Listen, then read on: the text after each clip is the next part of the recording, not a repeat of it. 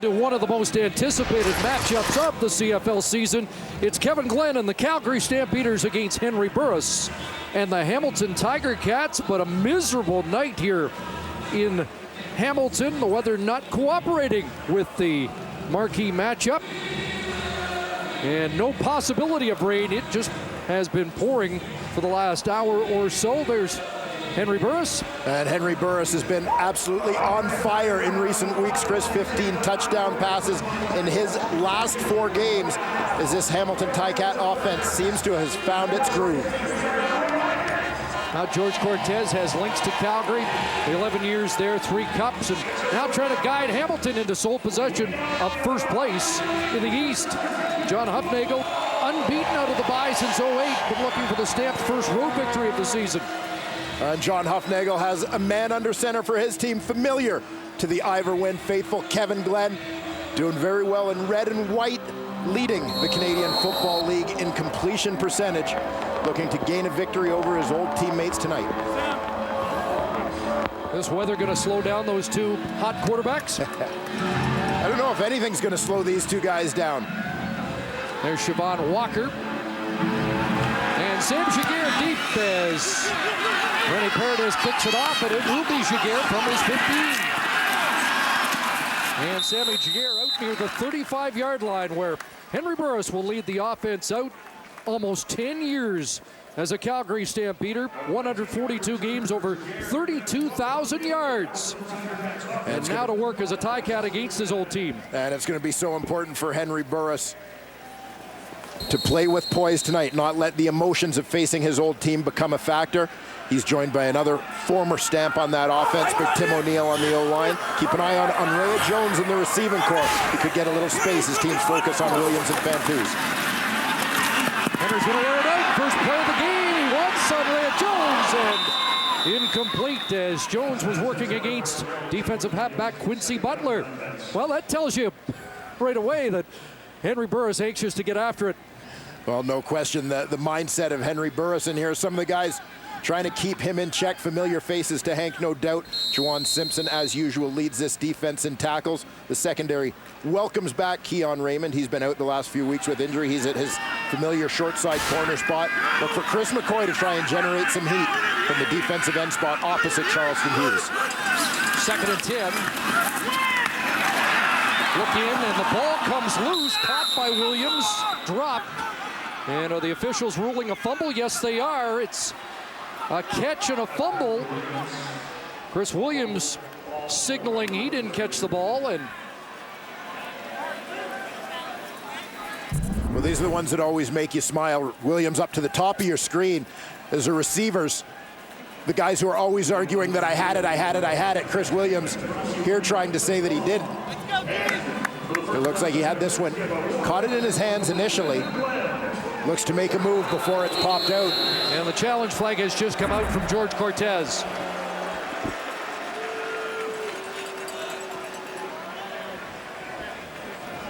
And we'll continue to take a look at that to see if Chris Williams bobbled it, because he did get it up in his shoulder pads at the end, but we'll see if that actually lost contact with his hands at all. I mentioned to you before the game, the last 5 teams that have won in the CFL have not committed a turnover. Hamilton is challenging the ruling on the field of a completed pass. It will be reviewed. So they'll review this, and you get the feeling under these conditions that the winner tonight is probably not going to be able to avoid a turnover. No, I think it's going to be a struggle for both teams with the slick football for sure, but it'll be the team that manages the conditions best that comes out on top. Keon Raymond back in the Calgary lineup after missing 2, and already has been a factor here tonight. And as we look again at this one, Chris, my feeling is that the ruling on the field will stand. Chris Williams secures it. The bobble doesn't happen until the contact is made. Secures it in his hands, pulls it to his body. It's not until Keon Raymond makes the hit that he bobbles the football. So he did have control of it, in my opinion. Nonetheless, you can certainly appreciate, given the field position and the importance of momentum getting out of the gate early here, why George Cortez is throwing the flag on this one. You know, I'm a believer that sometimes you got to throw the flag, plain and simple. John Hufnagel's team otherwise starts at the Hamilton 40. So Cortez takes the chance, and Al Bradbury's got the verdict.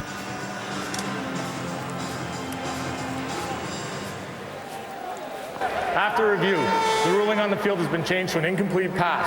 It becomes third down at the 34. And I'm sure that ruling's based on the timing, the speed at which that play happened.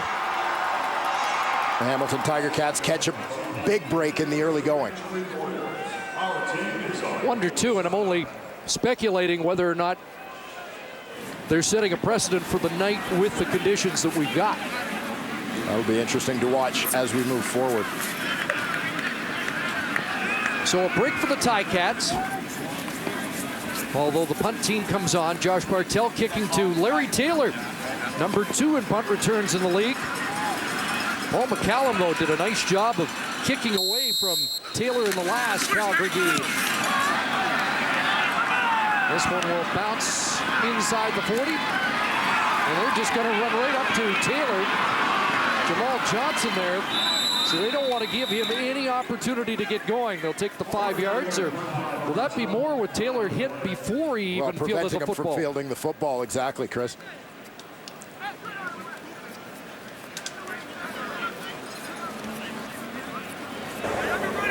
No yards interference. Hamilton, number 28. 15-yard penalty, first down.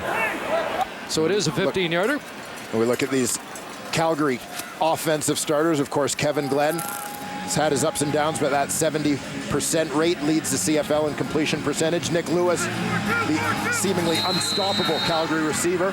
One of the keys for this team tonight will be that offensive line. Jermichael Dean gets the start at right tackle. Stamps want to get a run established, but the first play is a throw incomplete to Robbie Bryant. Our starters to watch, brought to you by Rhoda, proud partner of the Canadian Football League and its 8 teams. The Hamilton Tiger Cat defense has received a big boost with Greg Peach returning a couple weeks ago. He and Brandon Boudreau combining to give a little bit of pass rush. Keep an eye on Bo Smith and Carlos Thomas. Those will be 2 of the guys most frequently responsible for dealing with Nick Lewis in coverage tonight. Extra DB comes on, 2nd and 10. Ryan Hines checks into the game. Here comes pressure. Glenn gets it away, and Nick Lewis can't handle the slippery pigskin. Not many drops for Nick Lewis this year. And the guy who leads the league by a wide margin in 2nd down conversion catches can't make that one. Well, Nick Lewis had an opportunity here. He runs a nice route, but a little bit of pressure is going to come on Kevin Glenn. He has to throw this football just before Nick Lewis is able to get his head turned. Offensive line bodies need to stay square. Kevin Glenn's got his eyes downfield. All he can see is black. He knows that's caving in, even if the blocker does have his hands on him. His hands on his man. Chris Williams is back. Rob Maver, the Guelph product, with the boot. And this one will skip out of bounds at the Ticat bench. It's a 41-yard punt by Maver. Ticats and Burris with the ball when we come back. It has been that. They've scored over 35 points in 4 consecutive games. Last team to do that was Calgary with Henry Burris in 2010. Jawan Simpson's got his eye on his old teammate, Siobhan Walker, testing the right side. He gets stacked up against a defensive line that John Hufnagel was not happy with last week. Of course, all eyes on number 1, who said he was embarrassed by how it ended in Calgary, but doesn't want to make this a personal matchup. This is definitely one of the games I had circled on my calendar. But of course, the closer the games got, I just understood the ramifications. They're much bigger on the team level than they are personally because, bottom line is, we're playing for first place in this game, sole position in the East. And, I don't want to focus on selfish reasons to overlook the team aspect of this thing. And so, I've settled down. I said, hey, let's go out here and do what we've been doing over the past number of weeks, but let's focus on executing. And that's where my mind is at. So Henry Burris 0 for 3 out of the gate, but a penalty marker on the play, which was 2nd and 8, and he's indicating it's going against Calgary. Illegal contact on a receiver. Calgary, number 11. 10-yard penalty, first down.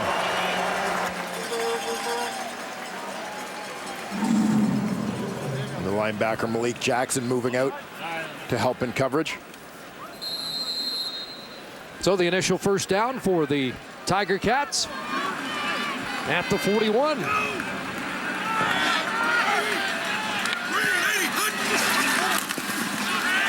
Burris for Fantuz, and he can't bring that one in. Delivered low. Andy Fantuz had a quiet return to Saskatchewan. Just a couple of catches in that game, but Burris saying yesterday they did everything to take Fantuz out of the game, which was another reason a guy like Chris Williams was such a huge factor in the second half. Absolutely. Chris Williams, Andrea Jones, those guys making some big plays for the Hamilton Tiger Cats, and this is what this team is going for with the collection of guys that they've got, is you can focus on one guy, you can't take away all of them. Darryl Stevenson, the fullback in motion, and now Eric Fraser, the safety. Shows blitz.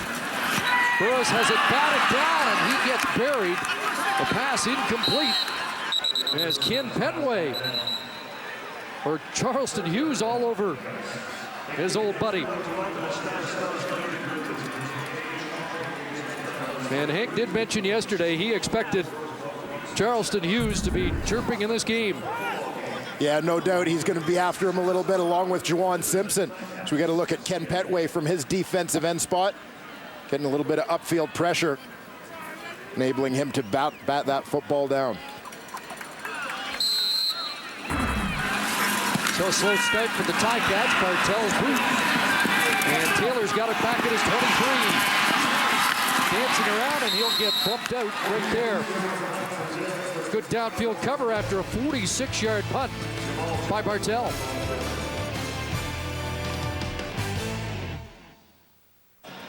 Quarterbacks in the spotlight with more. Here's Claude Faig.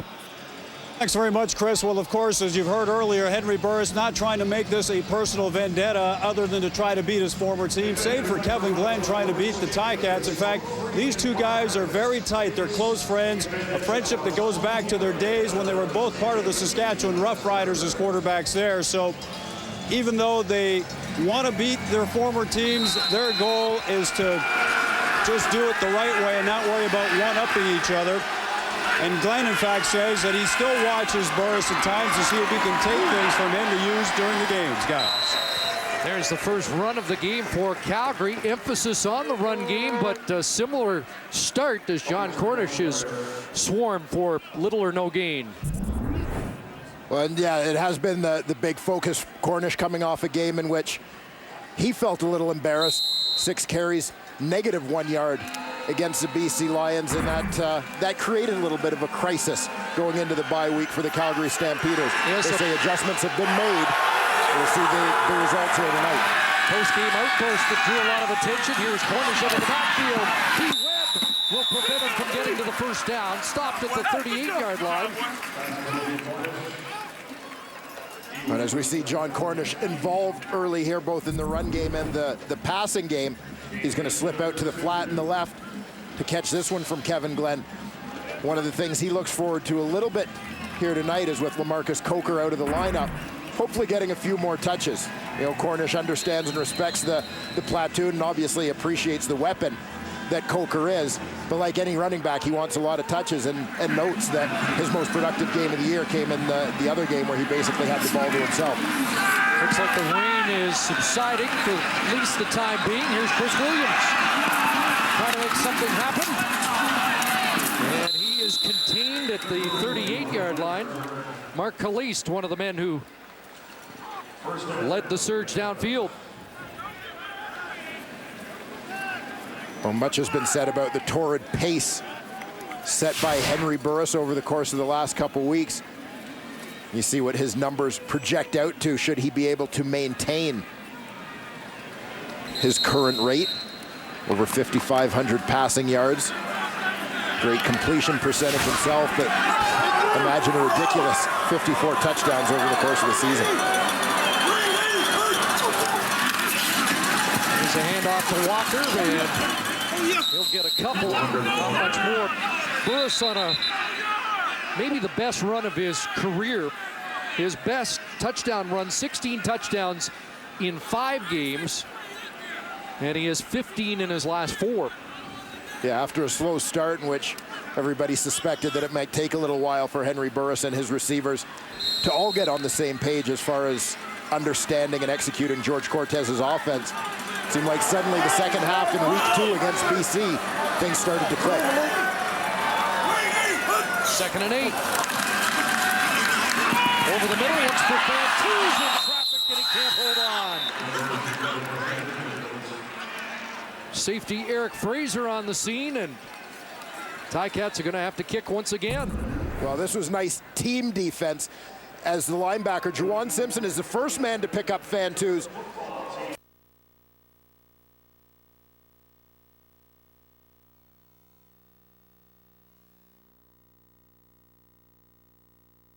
Giving Burris only one place to throw it. The problem is Eric Fraser's looking after business in that spot. So Henry Burris 0 for 5 to start. There's Larry Taylor. And Taylor brought down quickly. Good downfield cover by Kevin Scott after a 43-yard punt. Still awaiting the game's first points on a wet night in Hamilton. 2 and TSN Mobile TV. So the Stampeders go back to work on offense. In their last game against the BC Lions, had the football for only 21 minutes and 10 seconds. Just 29 yards rushing in that game. There's a sweep for Robbie Bryant. Trying to kick it outside, and a good tackle by the corner, Matt Buckner, to bring Bryant down at the 40. Well, and these are the kind of plays you use to keep a defense honest, to try and spread them out laterally. So you get a speed guy in Robbie Bryant who's going to take it out wide. Hopefully, as the game goes on, that's going to open up some gaps in the inside for that running game and John Cornish. Last time Calgary and Hamilton met, it was in Moncton, New Brunswick, and Robbie Bryant racked up 3 touchdowns in that game, albeit a loss against these Ticats, who put up 55 on the day. Big to Cornish inside, and there's Nick Lewis, a catch, and another first down at midfield. The leading pass receiver in the league with his 39th catch of the season. And Kevin Glenn is going to lean a lot on Nick Lewis. He's the single receiver out to the left side of the field, working against the young corner, Matt Buckner. You know, the young guy's going to give him a little bit of respect, which is what allows Lewis, give him that little push up field before cutting underneath. 13 for Lewis, a first down into the hands of Cornish. And Ray Williams, the middle linebacker, brings him down at the Ticat 53. Ray Williams, the heart and soul in the middle of that Hamilton Tiger Cat defense. Sets the physical and emotional tone for this team every week. So 5 for Cornish. John Cornish held to under 40 yards in each of his last 4 starts. Second down, and they release to Cornish. And John Cornish has the first down, pumped out by the safety Craig Ray. But Cornish has 8 and moves the chains. Well, all eyes this week for the Calgary Stampeders have been on this offensive line, called out a little bit by their running back, John Cornish, after the last game when they struggled to run the football. Part of the issue may be the fact they haven't had a lot of continuity. You see, they're just in their 6th game this season. You see 2 of those 5 positions already onto their 3rd different starter in those spots. A lot of juggling going on. Left guard Spencer Wilson makes his first CFL start, and here's Cornish. And again, brought down short gain as Bo Smith steps up from his defensive halfback position.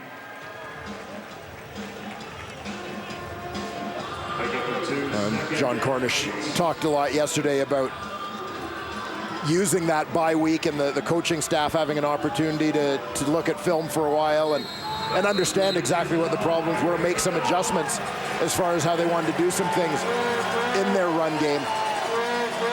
Markway McDaniel's been shaken up, a former Ticat. And he takes a knee, and Pat Clayton and the Calgary training staff will come onto the field. Almost seemed like after the loss to the BC Lions, the Stamps needed the bye week just to regroup. Well, definitely frustration had certainly set in for a team that has high expectations. And of course, it hasn't helped losing Drew Tate early on. for this team has had its struggles, and that includes John Cornish, a guy who really had a breakout year in 2011. Other than those 86 yards in week 1, it's been a tough grind for Cornish and the rest of those involved in the Calgary ground attack. As low as those numbers are, they're actually above where he was a year ago. Of course, at the time, he was backing up and playing 1 series out of 3 with Joffrey Reynolds. But the bulk of his yards in a terrific 2011 were in the final 7 games of the year when he had 601 yards on the ground. There's Nick Lewis, second catch of the game, and Lewis trying to get to the first down stick will get dropped close, but it looks like he'll come up short.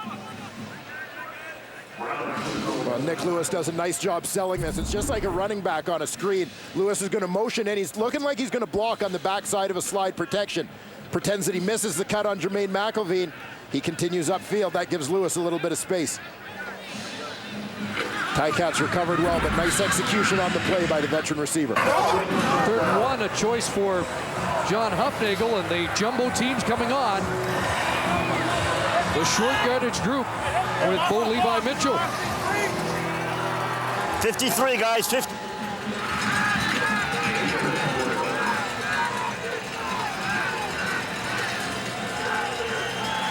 So the first 3rd down gamble of the night.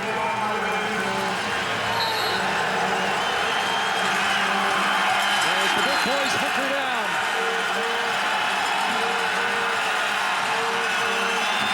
Mitchell sliding to the right side.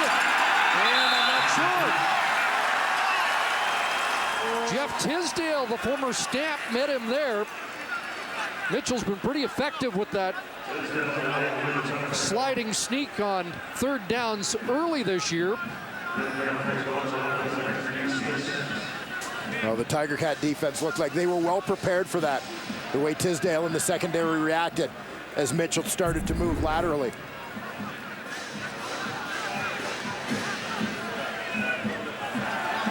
And it is going to be short. It's a turnover on downs. As Bo Levi Mitchell comes up inches short, and Jeff Tisdale, who last year was a corner for John Hufnagel, makes a key defensive play. We're still scoreless. Ticat football when we come back.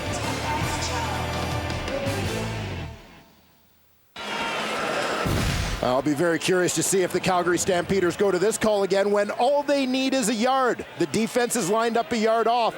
Let's just stay traditional here and go with a regular quarterback sneak rather than spending time running laterally, giving the defense time to react. Go with a quick counter, mix up your snap count, and go straight ahead. It's going to be hard to stop when all you need is a yard. So that's the first turnover of the game. Safety blitz, a handoff to Siobhan Walker, and he's going nowhere. Charleston Hughes wraps him up.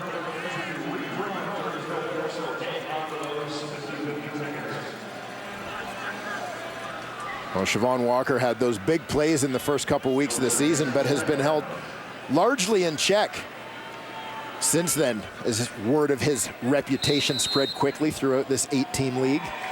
3rd in the league right now in rushing. He was 11 for 52 in his last start against the Rough Riders. No gain, 2nd and 10. Burris looking for his first completion of the night. And he has it to Fantuz, who will be close to the first down, but not sure he's The spot got might the full just get 10. him there. It's going to be close. Andy Fantuz here lines up as number 3 to the wide side of the field. Other receivers clear it wide, double outs.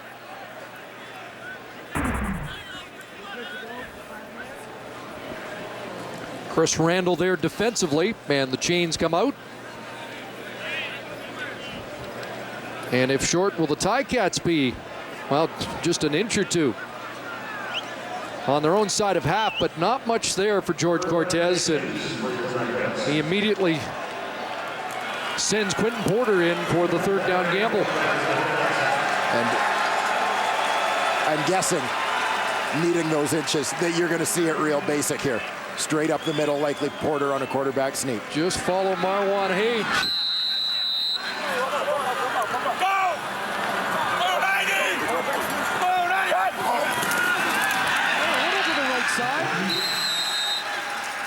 Didn't need much and should have it.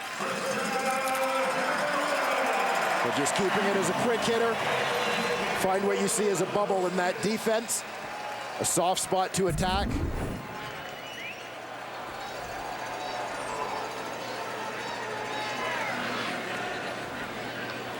Quinton Porter knows exactly where that wedge is. And a good block by the fullback, Daryl Stevenson. Well, Daryl Stevenson has done a nice job transforming himself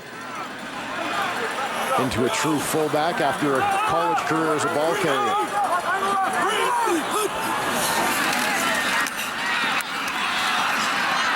Burris flushed, in some trouble, and down the way, and Fantuz has the catch.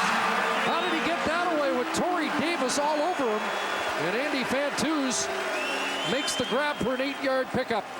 Henry Burris clearly out of his weight class against the 300-pound Torrey Davis, but does just enough with that left arm on the straight arm to hold him off. Davis starts off on the nose, right in the middle of that defense, fights his way upfield as Burris starts to scramble.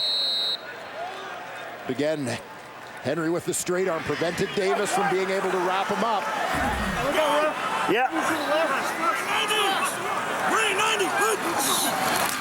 Second down, Siobhan Walker close to the first down before he's driven back.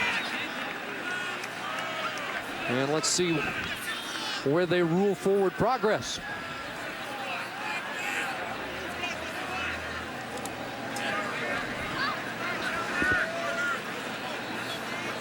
May have another 3rd and inches.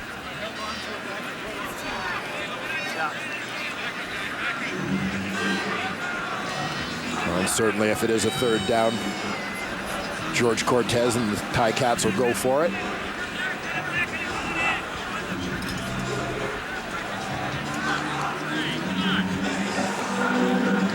Two teams with the potential to put up big points. Off to a real slow start here offensively.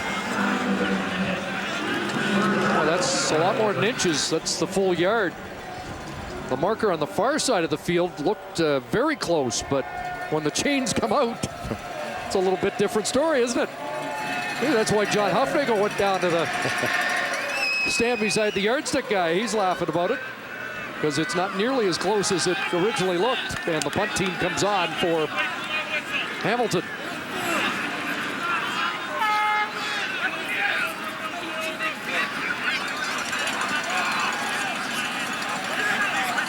So Josh Bartell to boot.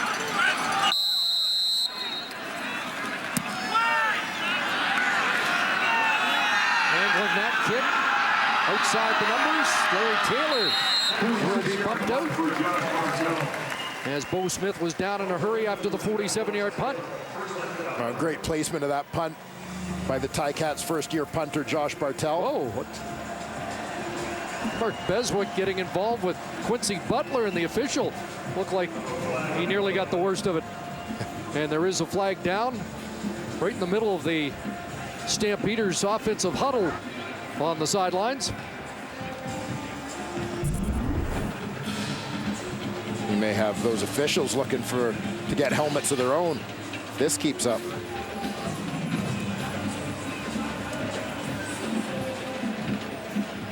Beswick back in the lineup and the leading special team tackler a year ago. After the play, major foul, face down. Calgary, number 83. Half the distance to the goal. It will be 1st and 10. Well, it's Robbie Bryant who gets the call for a face mask. And that will back Kevin Glenn and company a little deeper into their own zone, back at the 12-yard line. Kevin Glenn, 3 years here in Hamilton, 54 games and 27 wins. It was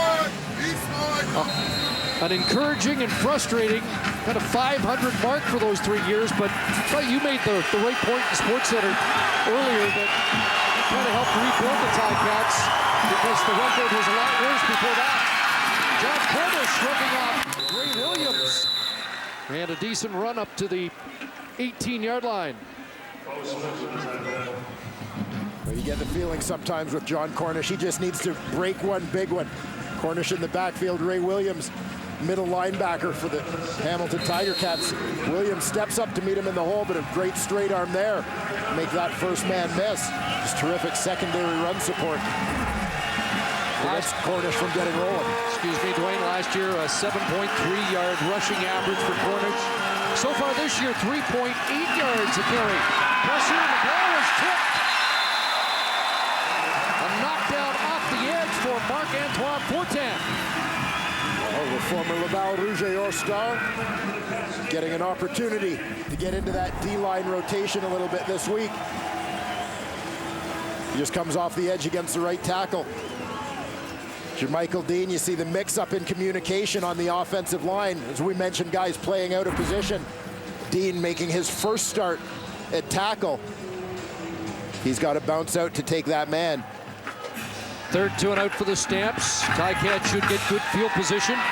Chris Williams awaits at his own 52. Neighbors boot. Taking at that spot. Look at Quincy Butler downfield in a hurry. No yards on the return after the 41-yard boot by Maver. Well, even without the return, you look, Chris, at that face mask penalty on the last punt. Talk about the exchange in field position. The Ticats still start this one with a relatively short field. So a dozen seconds left in a scoreless first quarter. As we mentioned, the conditions have improved considerably from a downpour at opening kickoff. Burris and twos into Calgary territory at the 53-yard line. He's brought down by Chris Randall. That matchup continues.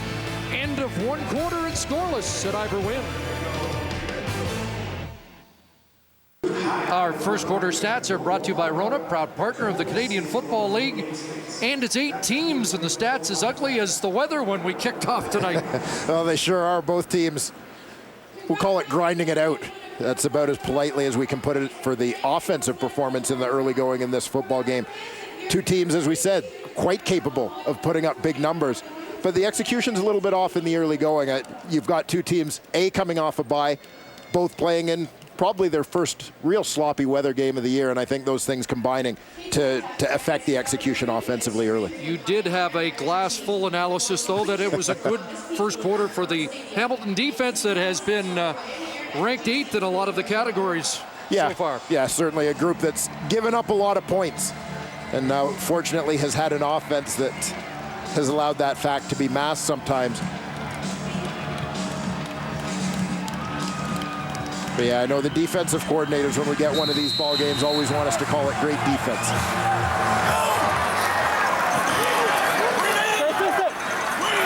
Start the second quarter, second and short. Burris in trouble, got it away, and it's intercepted. Pass is picked off by Quincy Butler. He's got his second interception of the season, intended for Andrea Jones, down around the Calgary 25-yard line.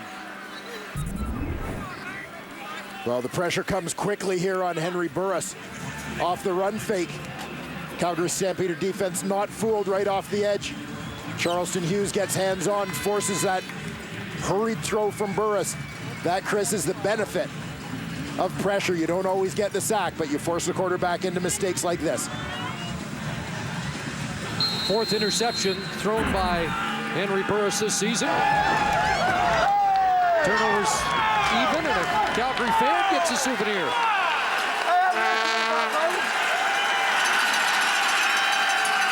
Kevin Glenn back to work, trying to bust this stalemate. That long throw to the wide side falls short of Markway McDaniel, who's back in.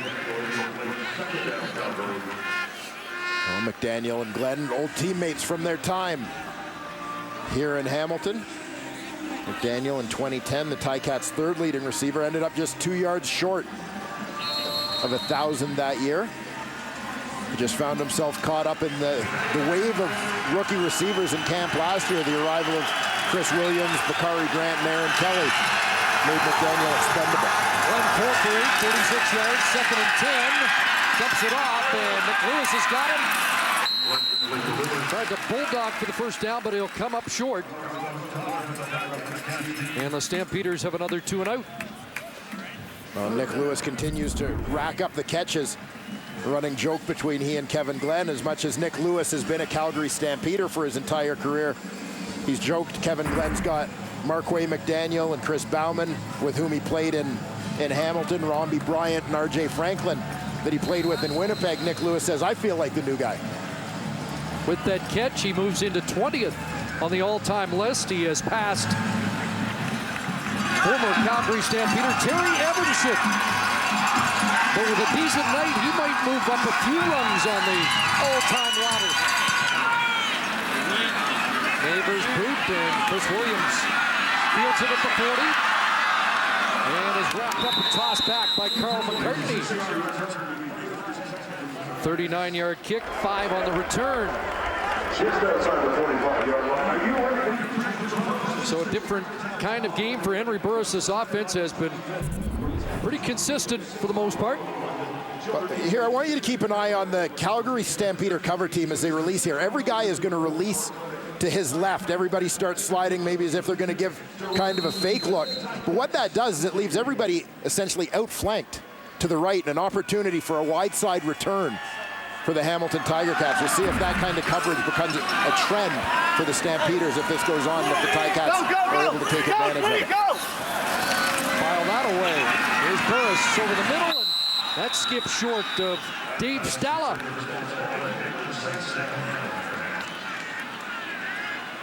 Well, there were some questions about whether Henry Burris would get so fired up for this game that it might get him off his game. Do you think that has anything to do with a slow start tonight? Well, I bought into Henry's suggestion that as the game got closer, that he did realize what it was all about and that it's a team thing. It's not one guy trying to do it all. There have been a couple of forced balls, but I think a little bit of that even just has to do with the early reputation that this offense has built and trying to live up to it. Stamps defense, third in many categories. There's a pass interference call. Quincy Butler was tied up with Stella, the intended target.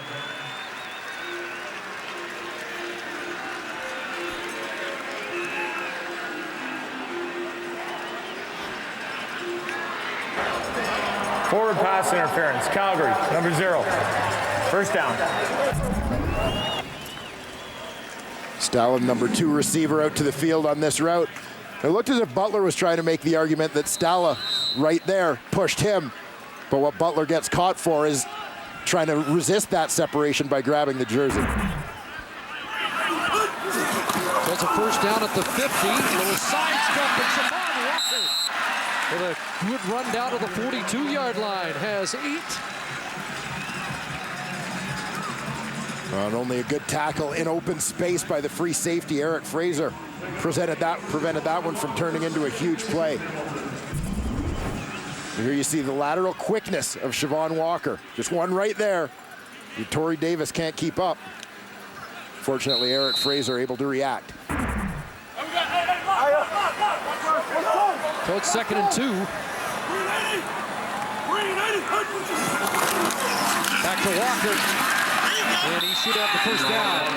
Juwan Simpson on the scene. 7 tackles against the BC Lions.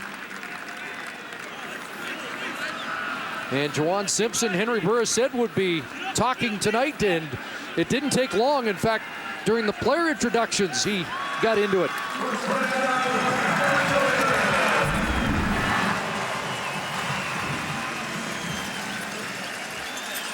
There you see number 12 barking at any Ticat who will listen. Of course, the other middle linebacker in the field got right back in there. It goes with the territory.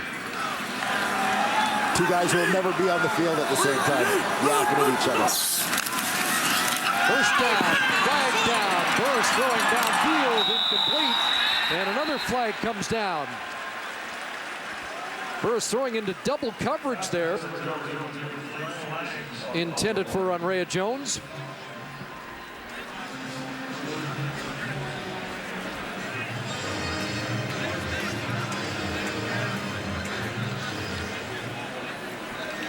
And offsetting penalties.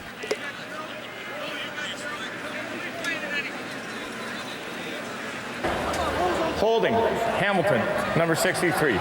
Illegal contact, Calgary, number 0. We'll replay the down.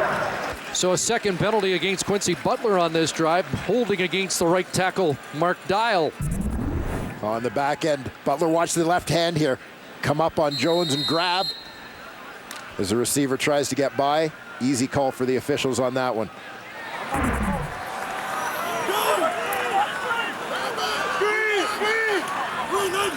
Giguère in motion. It's the power sweep to Giguère. Good speed. And a decent collision on that far side. Brandon Smith with the hit that knocks Giguère out of bounds, and Smith shaken up on the play.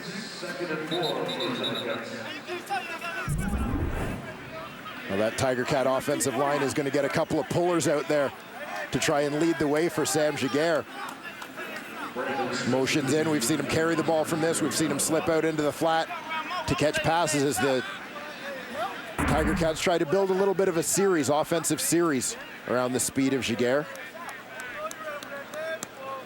Brandon Smith, the veteran in that secondary. And Giguère becoming more of a factor in the Hamilton offense. George Cortez talking about him in the last couple of weeks. There are more plays in the playbook for number 11, and we're starting to see evidence of that. Coming off his best game, 3 catches, 76 yards against Saskatchewan.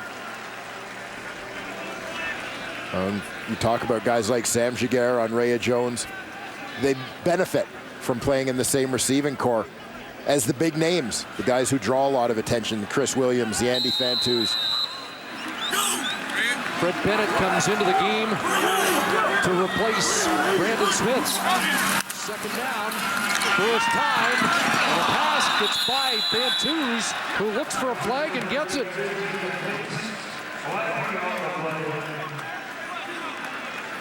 Well, Fantus looked to create a collision with the linebacker, Chris Randall, who is the man in coverage there to try and gain some separation. I think what tipped the officials off is that the collision looked pretty big, but there was no separation. Illegal contact on a receiver. Calgary, up 10 yards, first down. Randall, who has replaced the injured Demetrius Morley as the Sam or strong side linebacker for the Calgary Stampeders. And it's a penalty-aided drive that continues now with a first down at the Stampeder 25-yard line.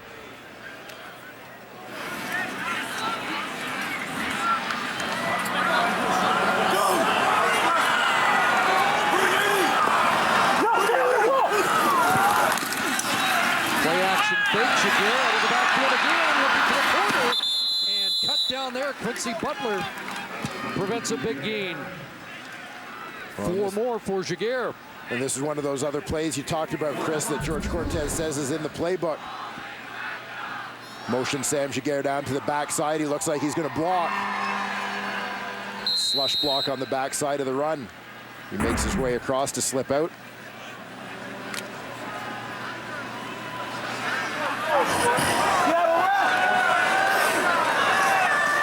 So 2nd and 6. Ticats getting into the score zone. Flag down, open man.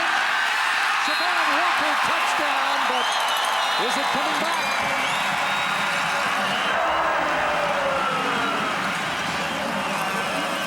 It'll stand. It's an offside against Calgary. And Siobhan Walker has the opening touchdown of the night. Offside, Calgary, number 39. A penalty is declined. Touchdown. Charleston Hughes offside. And Siobhan Walker's going to slip out of the backfield. He looks like he's going to the flat. As he gets wide, he's just going to turn this one into a wheel route and turn up. Nobody goes with him on the vertical portion. You see the linebacker, Juwan Simpson, starts to follow him. Can't keep up as he gets caught in a little bit of traffic. Yeah, you can't give Siobhan Walker a head start in any foot race. And Ticats break the ice here in Everett. You know what I'm saying? Touchdown for Burris to Walker. 6th touchdown of the season for Siobhan Walker, which moves him into a tie with teammate Chris Williams, Nick Lewis, and Corey Sheets. This is just nice execution on the play. You're going to start Walker out to the flat. The linebacker, Juwan Simpson, wants to fly out there with him. One problem, Andrea Jones has the rub route or the pick. That prevents Simpson from getting there. So by the time Siobhan Walker turns it into a vertical, no opportunity for the linebacker to react. You called it, Chris. You can't give Siobhan Walker any sort of head start or space, or he's going to make you pay. 9 plays, 65-yard touchdown drive for the Ticats, extended by 3 Calgary penalties. Walker with 4 touchdown catches, 2 on the ground so far in 2012.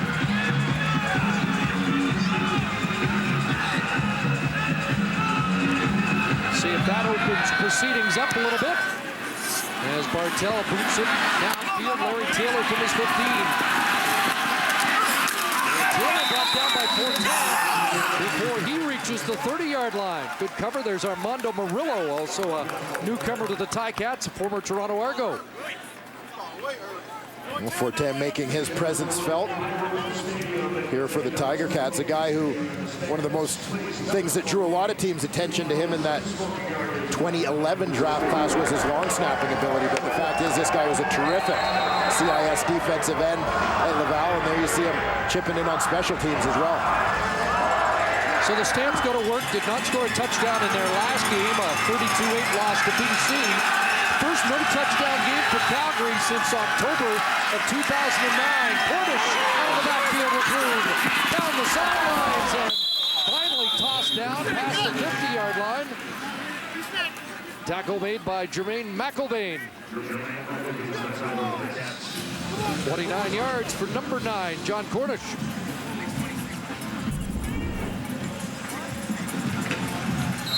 Cornish continuing to be involved as a receiver, makes Jamal Johnson whiff right here with a deft move to the inside.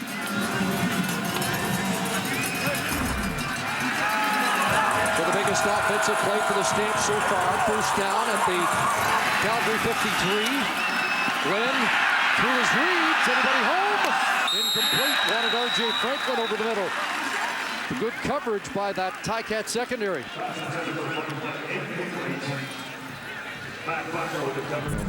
We'll take a look. You'll see things pretty well covered up downfield here by the 5 guys on the back end for Hamilton.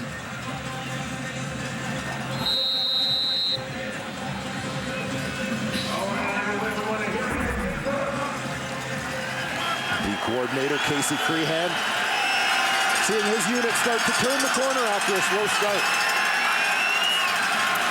2nd and 10. Pressure, Glenn throws, and it's behind Nick Lewis, incomplete.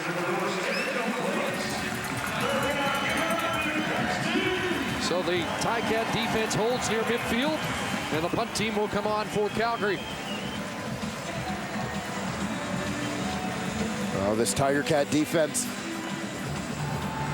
improving, not just in terms of its on-field production, but I think also in terms of just the emotion, the chemistry of the unit as well. A little bit more energy. Neighbors kick, flag down.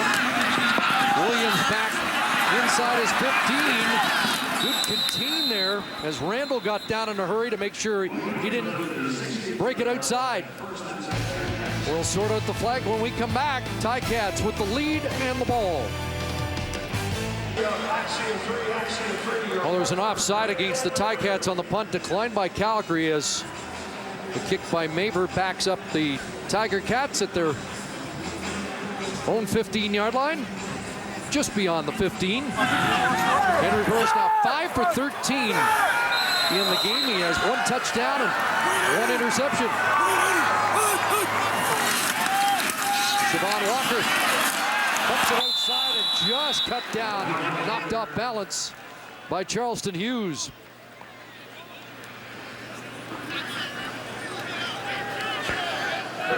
You can certainly argue, Chris, that the way this game has started through a quarter and a half isn't really far off the mold set by the Hamilton Tiger Cats, that for as good and as productive as they've been offensively, particularly in recent weeks, the fact is they have yet to play a complete game. There always seems to be a down quarter every week or a period of struggles. And that was definitely the case in the first 15 minutes. 2nd and long, pressure, and the pass incomplete, intended for Jones, and Quincy Butler had him lined up. But a 2 and out, and Chance for Calgary to get this ball with great field position.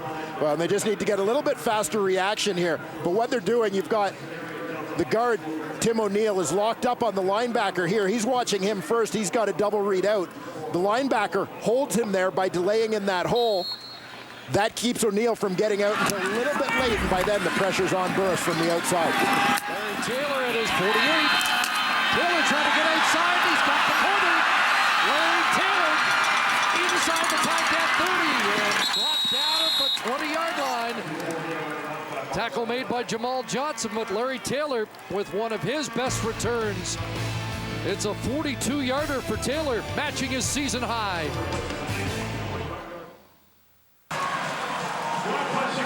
Now John Hufnagel's team set up nicely by the 42-yard punt return by Larry Taylor, second in the league in all-purpose yards behind only Chad Owens. It's a first down at the Hamilton 20. Cornish, left side, breaks through. John Cornish, touchdown! And that's the John Cornish we're used to seeing. 20-yard touchdown gallop for Cornish, and his fourth touchdown of the year. Cornish just breaks off contact at the line of scrimmage, and then you see the trademark acceleration away from the linebackers. Ray Williams caught up in the hole in traffic. Away goes Cornish. Officially a 21-yard touchdown run, so that's his longest of the season so far. Extra point good. Stamps tied it. All set up by the Larry Taylor punt return. Well, just another reminder of the importance of special teams in the Canadian Football League. Larry Taylor sets up his offense with a short field, and all it takes is one play. Certainly no complaints for the Stampeder offensive line on that one. Yeah, Spencer Wilson, the left guard, in his first CFL start, the former Calgary Colt, helping to spring John Bush. What up, Max? Say, I got you one. Hey, that one's for all the Canadian athletes over in England right now. They're working their butts up. You know, props to them.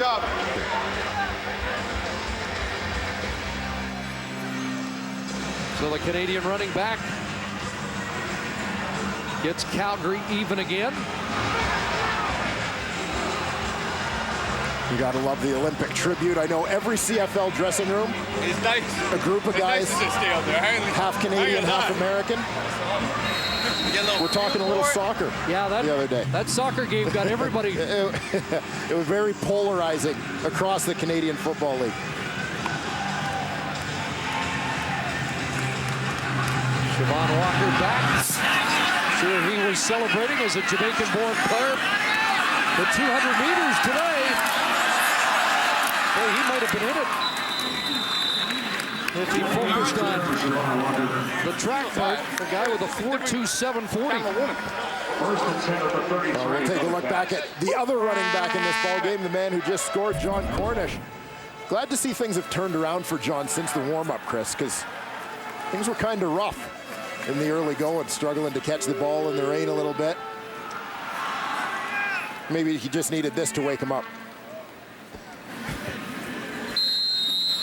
Yeah, things going a lot better right now.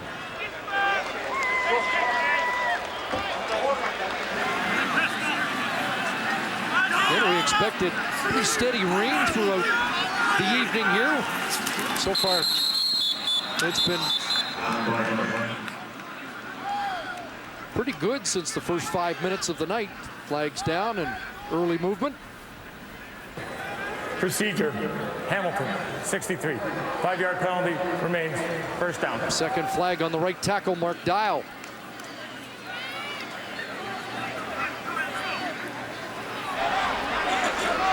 And this is where George Cortez and the Tiger Cats need to respond. It can't be just that one strike, one drive. Penalty aided. Got to develop some continuity, some consistency in terms of their production and performance. So first and 15. Burris has an open man. And Andy Fantus has the catch. And a first down up at the 44.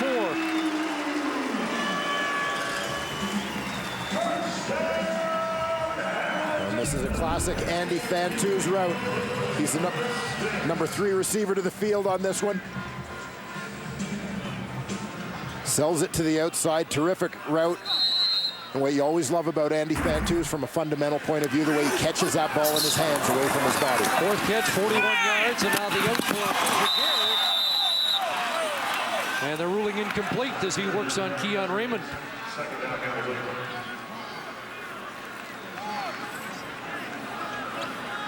Shigere getting an opportunity to line up here on the short side of the field where you tend to see a few more footballs. Nice one-handed stab, but the bobble causes the incompletion as the momentum carried him out. Stamps will try and dig in on 2nd down. Their last game against BC, the Lions converted 76% of their 2nd downs. And whistles halt this play. The last game, Calgary couldn't get off the field. Hamilton, 63. 5-yard penalty, remains 2nd down. Mark Dial once again, the former Buffalo Bill. And I suspect that what happened to Mark Dial is that he forgot that play was on too. Long snap count. Henry Burris knows Calgary loves to blitz, particularly with their free safety, Eric Fraser, on those 2nd down passing situations. You can mess up those time blitzes by changing your snap count, going with the long count, but you need the offensive line and receivers to concentrate on the snap count to make it work.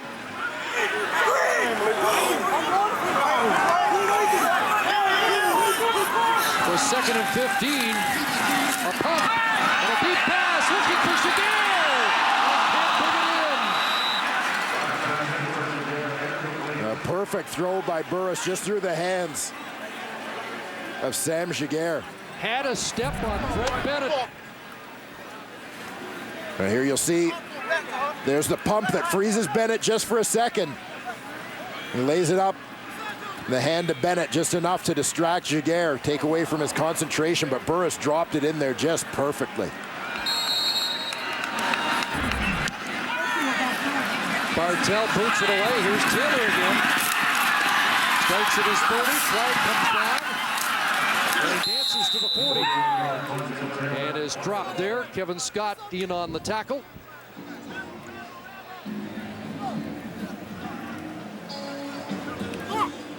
And this penalty against the Stampeders.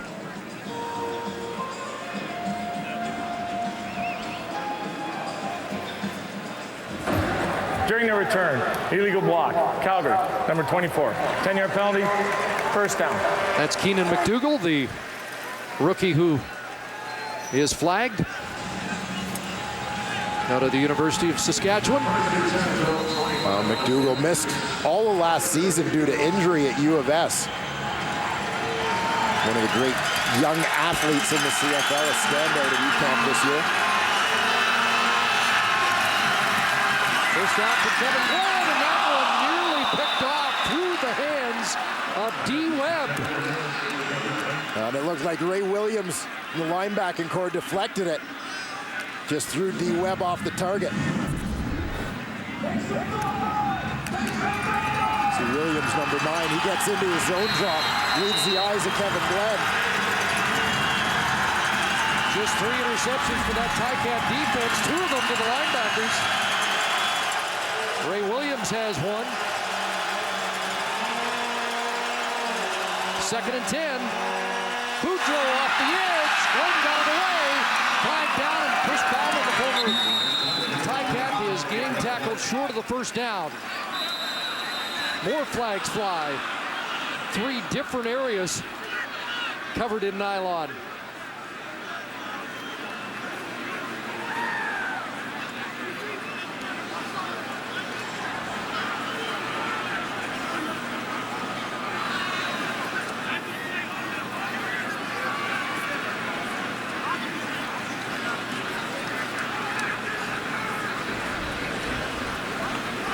Bauman short initially of the 1st down. Al Bradbury sorting out the different calls. Holding, Calgary, number 63. Major foul, unnecessary roughness, Hamilton, number 90. 5-yard difference, automatic, 1st down. Also, two of the flags for the same reason. Greg Peach gets called, and John Gott, the center, the hold for Calgary. Yeah, they called it on Gott, but it looked like they may have meant Edwin Harrison, who has to go rodeo on Brandon Boudreau here.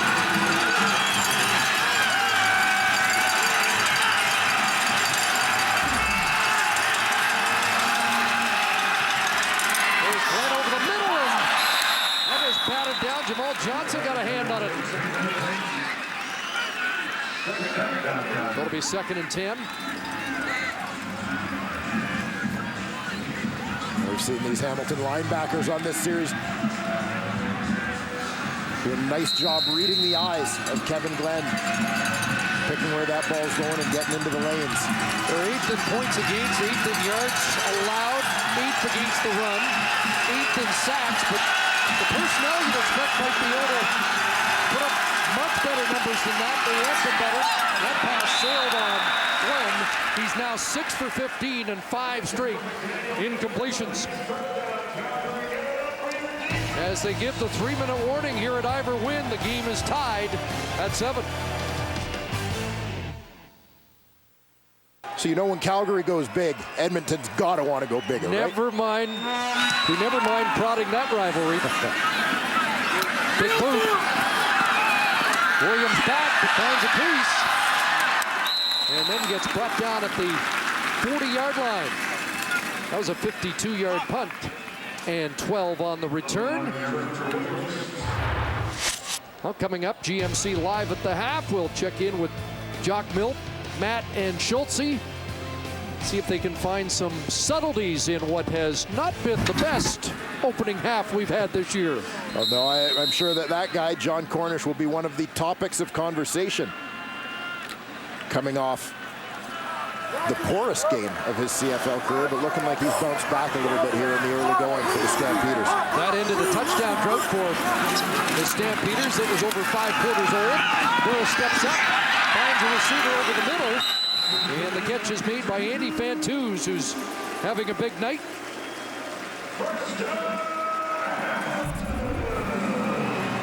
And Fantuz just going to work in traffic across the middle. So nice stem to the outside on Quincy Butler.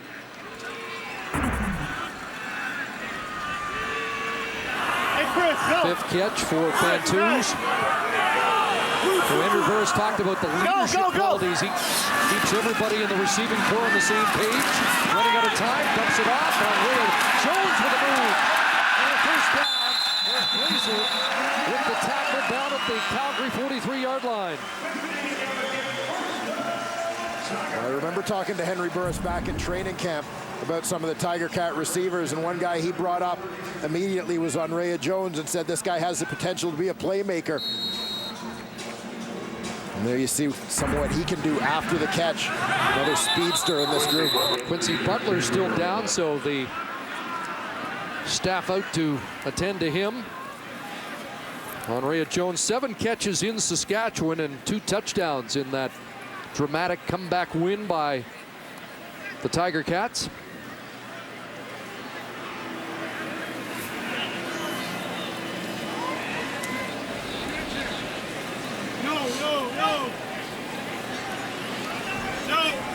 Gives Burris a chance to confer on the sidelines. That's a pretty dynamic combination, isn't it? The offensive mind of George Cortez and Henry Burris, who looks like he's still at the top of his game. Well, and those guys share a couple of matching Grey Cup rings, 1998 and 2008. Burris, in his previous 2 starts, had been 80%.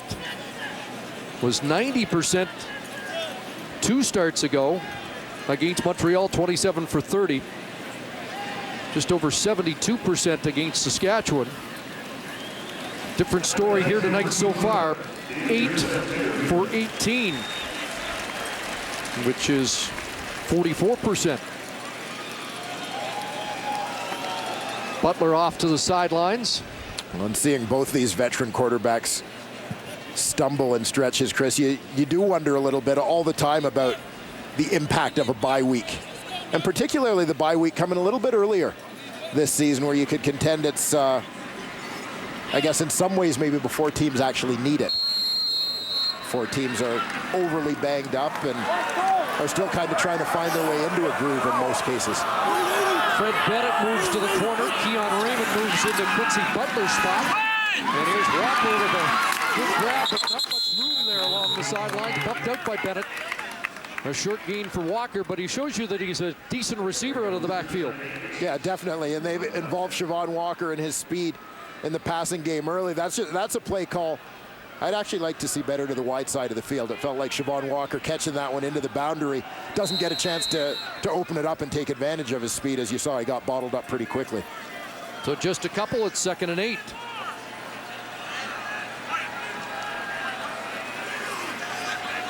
And now Jones and Fantus crisscrossing behind Henry Burris. 5 receivers out.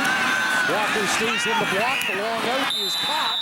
It'll be short of the first down as Dave Stala steps out at the 36-yard line.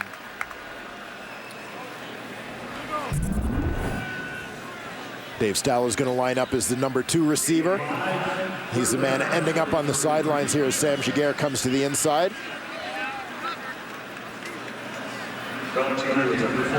So a couple of yards short to that first down stick, and Luka Kanji will come on to attempt a 43-yarder, longest of the year, 41. And he has just attempted one outside the 40. Out of the hold of Andy Fantus with Larry Taylor in the end zone.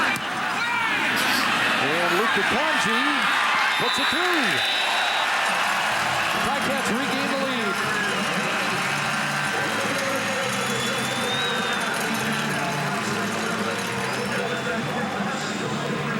Kanji continues his good start as he looks to have a comeback season after missing all of 2011 with a knee injury.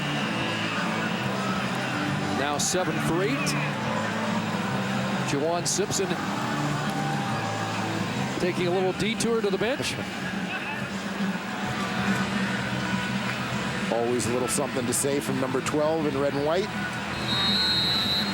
Stampeders opt to take the ball at the 35 with 1:38 on the clock here to answer that field goal.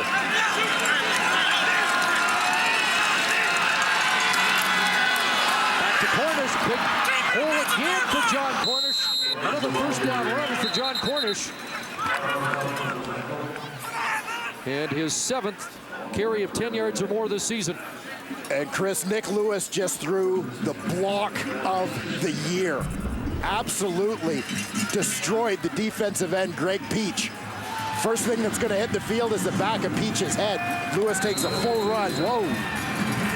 And you told me a couple series ago that was developing. Well, Nick Lewis went off the field. He and Greg Peach were beaking at each other, going back to the rough play call, no doubt, on Peach that occurred in that series. And you know Nick Lewis, the crack blocks are a big part of the Nick Lewis reputation. Calgary, number 64. Calgary penalty remains first down. Michael Dean, the right tackle, moving prematurely. I don't doubt for a second that Nick Lewis went straight to the sidelines and begged Dave Dickinson to call a play in which he'd get to do that.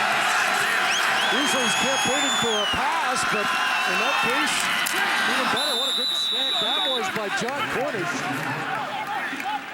His 10th touch of the game. Cornish had 91 yards prior to that play. And although he makes the catch, he loses one on that. But now you want to watch again. Greg Peach is here. You're going to see the effect of the Nick Lewis block and the way that Greg Peach comes off the line. Lewis motions towards him again. You see how Peach gets a little bit wider on that release. He's very aware now of where number 82 is. That's going to affect him on the pass rush. 2nd and 11. Out of the backfield, Cornish, and he's leveled there. Jamal Johnson, Ray Williams were waiting at the 50 to contain Cornish and force 3rd down. What else can a defensive end do on that play? You just got to keep your head on a swivel. But the other side of it, though, is there needs to be communication from the secondary. There's someone in the secondary who's responsible for covering Nick Lewis. And when you see him taking an approach to the line, that suggests that he's not running a route that he's going to block, you got to let your guy know that that block is coming. As a defensive end, you're keyed more on the quarterback and on the offensive tackle. So you got to get a little bit of help, a little bit of a heads up from your guys on the back end.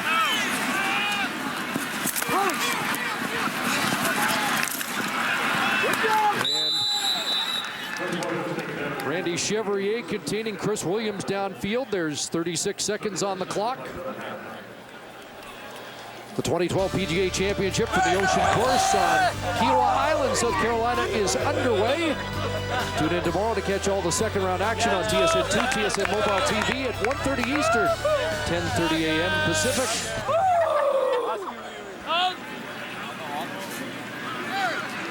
So Henry Burris at his 20, 36 seconds to work with.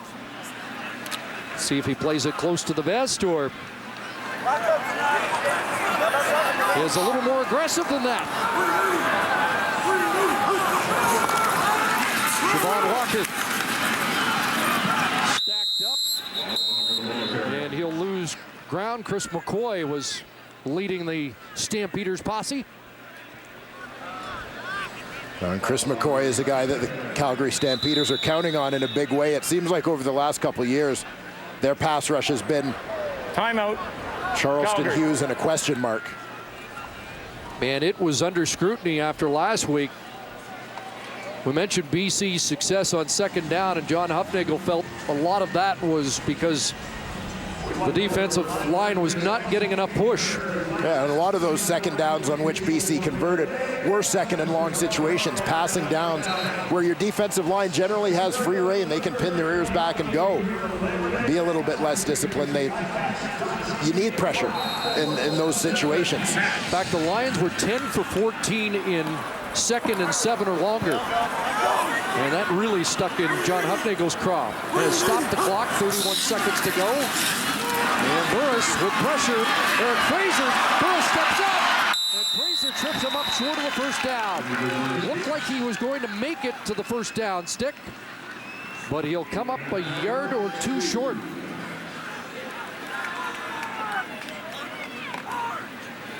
Good hustle by the third-year safety. And now Bartell will have to come in. Yeah, and what it creates is one more opportunity for Larry Taylor to get his hands on the ball based on where they're kicking from. Can't kick it out of bounds between the 20s. It means you got to kick it to Larry Taylor. Guy who's made the biggest play of this football game so far for Calgary. They'll run a lot of clock off here.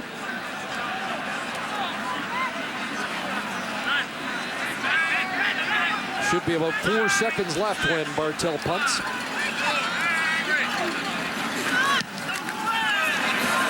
Line drive, good turnover for Taylor. But no room there downfield in a hurry. Bo Smith and company. And no time left on the clock. So a defensive first half. And the Ticats will take a 3-point lead to the locker room. Shot, or do you want me in? 10-7 Ticats as we head to the second half. But first to the sidelines, Claude Fegg is standing by with John Cornish. Well, John, you talked yesterday about wanting a little bounce back after that negative run game against BC. You certainly got that. 46 yards on the ground, also 54 receiving. That's got to feel pretty good personally. I mean, it's a start. I'm really happy with the way the O-line's playing. I mean, we need them to come out big, and I think they've been playing really well. We just need to come out the second half and keep on doing what we've been doing well. One of the things you were hoping for was that the bye week would help everybody sort of reset, refresh. Have you gotten a sense that that's happened? You know, I'm so happy with the O-line. The O-line's been dominating. I don't know if I'm fresher, but they certainly seem like they're ready to roll. All right, John, thank you. Thanks. I detect a theme there, Dwayne Ford. Yes, John Cornish is making up for past sins, perhaps. And I know he talked to those guys during the week and smoothed things over.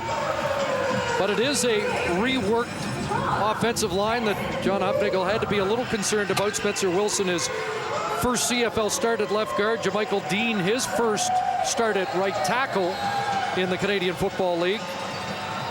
And we saw a couple glitches along the way that are bound to happen when you've got new guys playing new positions.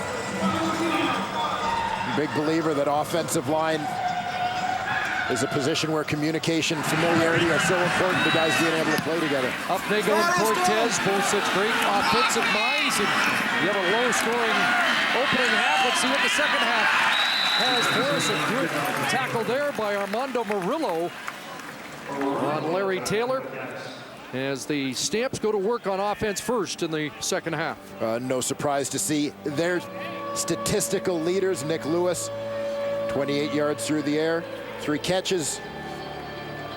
Kevin Glenn, those 82 passing yards. Just 8 of 17 for Glenn, who came in completing 70% of his passes. Of course, John Cornish, as we just heard, 100 yards from scrimmage in the first half. 74% of the offense in the first half. He touches it first here down the left side. And is taken down at the 34-yard line. So 4 more for John Cornish.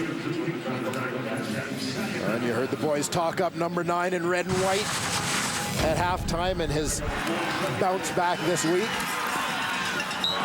John Cornish seems to have a little bit more burst to his game tonight, and that was really, I felt, what separated him last year, what made him so successful. No rushing yards for Calgary on second down so far tonight. 2nd and 6 here. Shotgun snap, dumped off, Cornish. Ray Williams flushes it back inside, nowhere to go. Jermaine McIlvain finishes him off.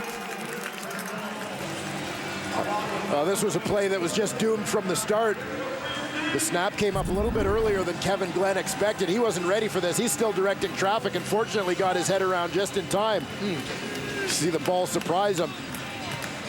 And that put him in a position already where he's, I think, in panic mode from the time the ball got up there, and he immediately went to the dump off to Cornish. So a 2 and out to start the second half for Calgary. Williams awaits around his 35. Neighbors' boot will push him back. And Williams drops it, and isn't on it yet.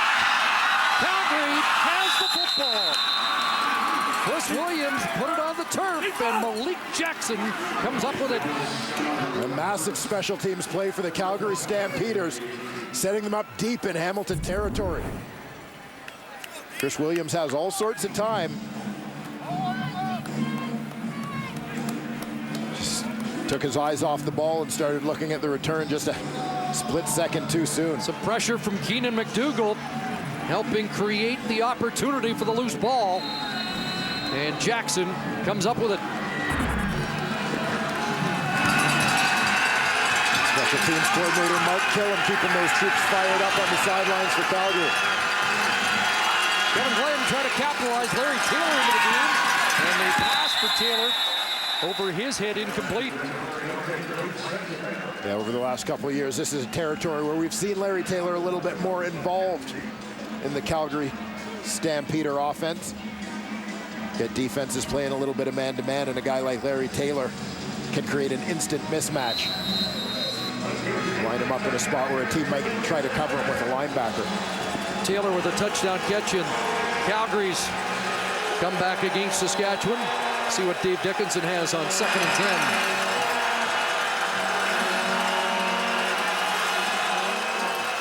Cornish releases. Glenn looks to the end zone. And that ball incomplete. Looking for Chris Bauman, and D. Webb back there in coverage.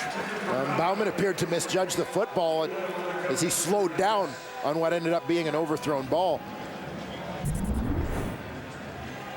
It's number 2 receiver, inside man, right on the hash mark, working against man-to-man coverage from Webb. And you see Bauman slows down a little bit, maybe affected by the goalpost there. Bauman with more catches this year than all of last year in Edmonton. Best season was with these Ticats, his 2nd year in the league, 48 catches, 588 yards. So Rene Paredes in, 25-yard attempt to tie the game. And he's been money this year, 12 of 13 now for Paredes. And the game is tied as Calgary gets 3 off the Williams fumble.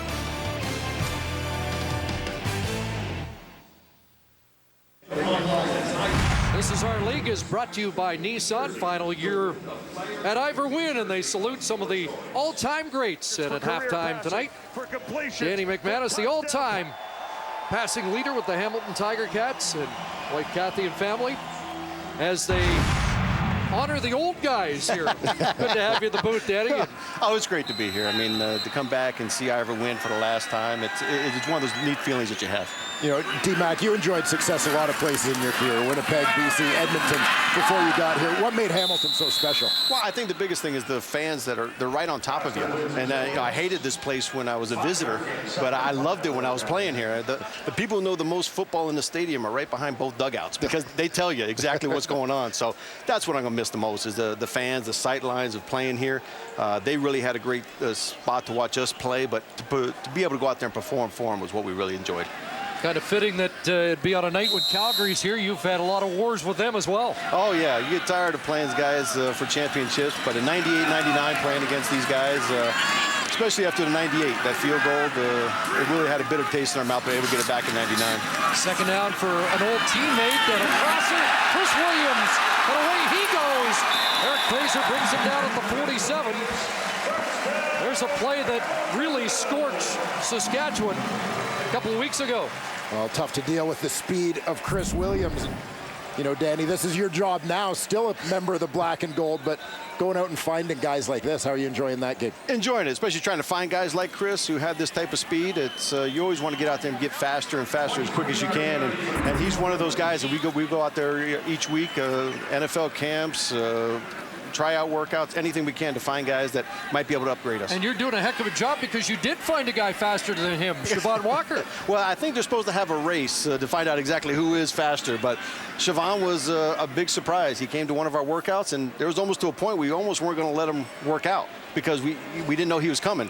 So we looked smart. We let him work out, and he's doing great for us, so it ended up being pretty good. And Brandon Boudreau, another who has become a key addition in the offseason that you uncovered. Well, it's been a good find. I mean, we're down to LSU, Joe Womack, Drew Alamag, Bob Obilovich, Sean Burke. We all go out there trying to find guys to just upgrade.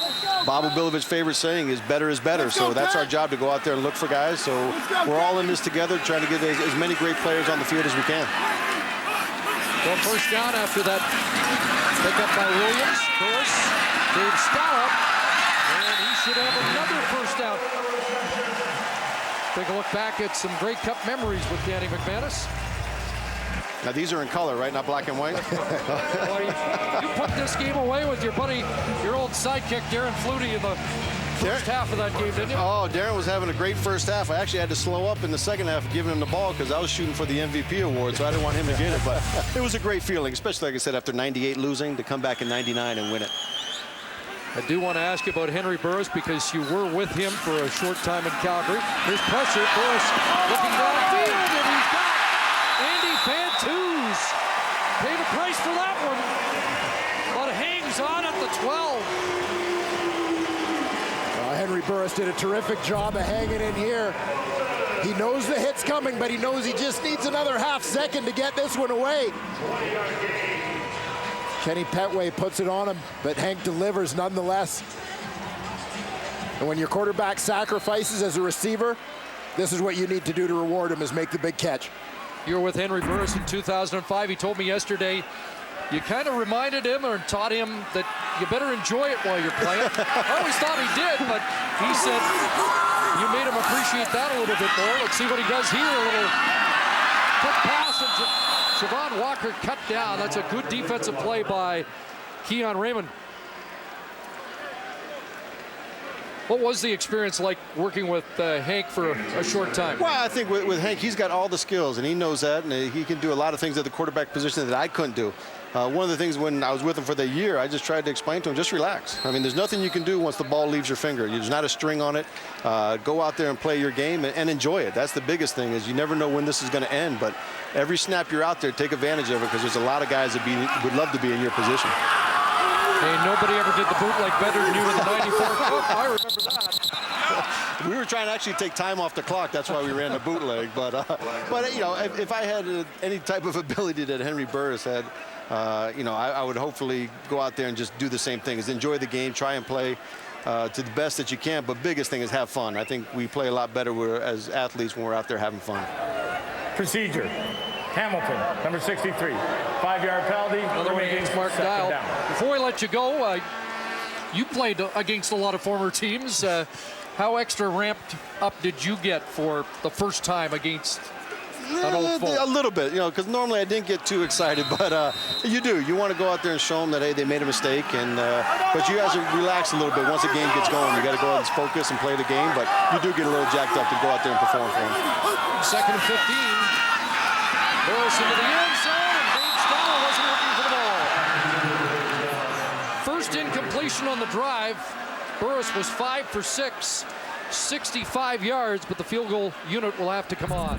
Well, signals crossed here. Dave Stoller lines up as the number 2 receiver to the wide side. He's thinking corner, going to the outside. Henry Burris is thinking seam. Throws early. He's got him right there. Just wanted him to turn. So they'll settle for 3. Danny, great for you to come up and visit. All the best. I appreciate it. Always good to come up here. You guys got great sight lines too, so this is nice to come up here and watch a ball game. No better place to watch a game than I ever went. Luka Kanji-Andu might kick Hamilton back into the lead, and he does just that. 13-10 Tiger Cats. We're midway through the 3rd quarter on Danny McManus night at Ivor Wynn.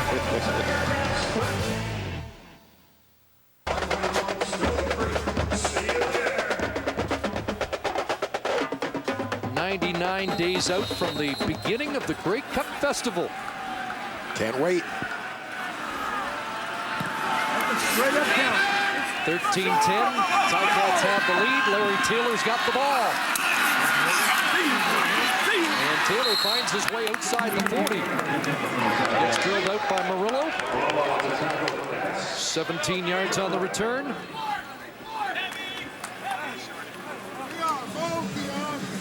Time for Kevin Glenn to go back to work. In his first 3 starts, Glenn averaged 299 yards per game. Those numbers have dipped so far tonight. Still hasn't hit 3 figures. 8 for 19 and 77 yards.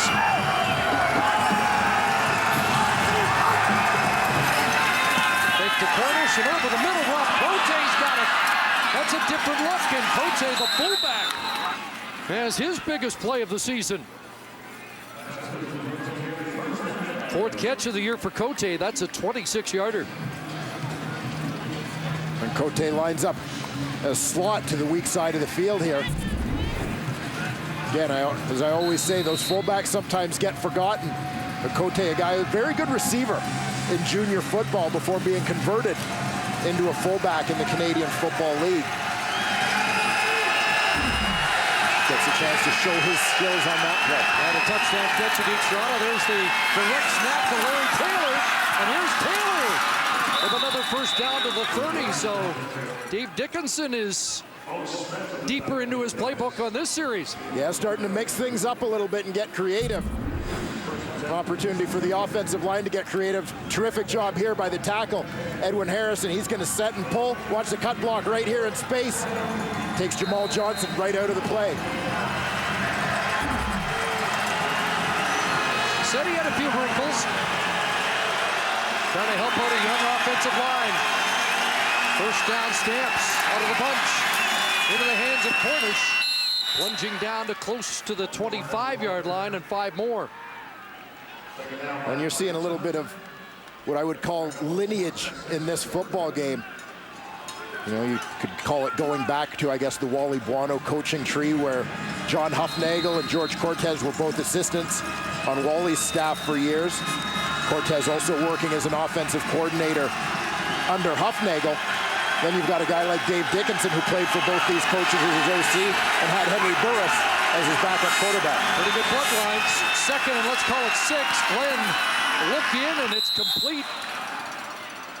Flag down. Bauman with the catch that should be a first down, and Kevin Glenn got buried after the completion.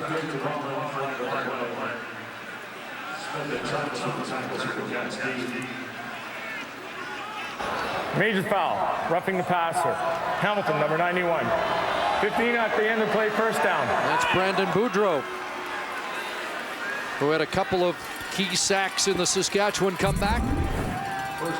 Boudreau's going to come from the backside on this one, and essentially what he's going to get called for here, Chris, is the low hit. It may have been somewhat accidental as he looked like he was just off balance, but ends up being kind of a high-low situation on Kevin Glenn. First and goal from the 9. Number 9's got it straight ahead. Got to the 5 and gets pushed back. So it'll be second and goal from about the 5-yard line.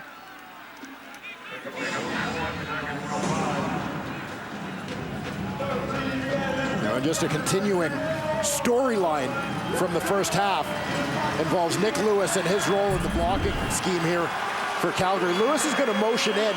You're going to see again the impact he has on the defensive end. Fortin, he widens. Lewis wants him to widen. But just the awareness of the crack block of Nick Lewis forces him to widen. He jumps out, widens the hole in the run game. Cornish out, Cote comes in. Kevin Glenn, throwback. There's Cote, and he powers his way down to the 2, but held out of the end zone. Jamal Johnson looked like he was shaken up on the stop. Looked like Cote was going to be stopped around the 4 or 5. Did well to get it closer. What will John Huffnagel do on third down and goal from about a yard and a half out? Well, there are no kickers coming on the field.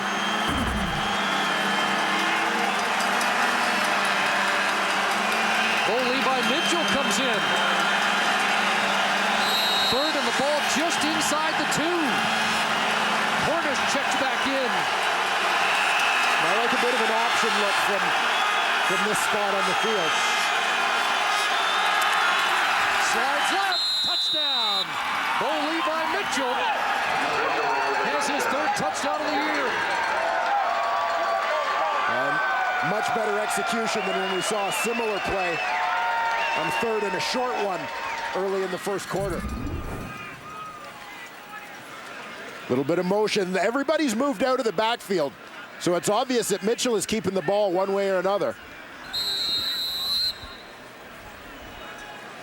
The kid with a good job to get it in that time.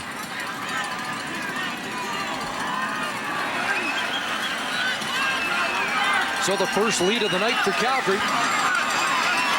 Late in this 3rd quarter, the extra point is good. And it's a 4-point Stampeder lead here at Ivor Wynne.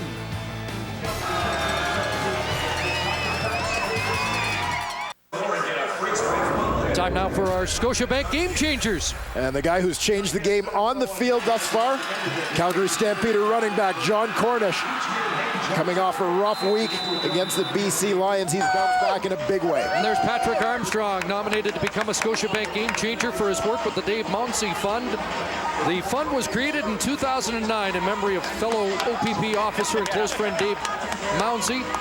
The Mounsey Fund collects donations and purchases defibrillators and then donates them to churches, schools, and legions in the name of other fallen EMS firefighters, police officers, or military men and women. And Patrick has taken on the role of executive director, and we salute him for his great community work. Ticats now trail as Siobhan Walker on the return, and he gets taken down inside the 20. Good kick cover. Somebody just kicked him out first. It was beautiful. There's Bo Levi Mitchell, who has given Calgary the lead with that 2-yard run. And the 3rd quarter, a familiar story so far this season for George Cortez. Yeah, the Hamilton Tiger Cats have struggled coming out after the half badly. The numbers say it all, 71-20. They've been outscored.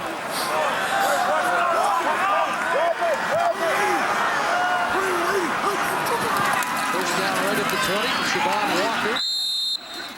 Ahead for 3-4. Chris McCoy in on the tackle.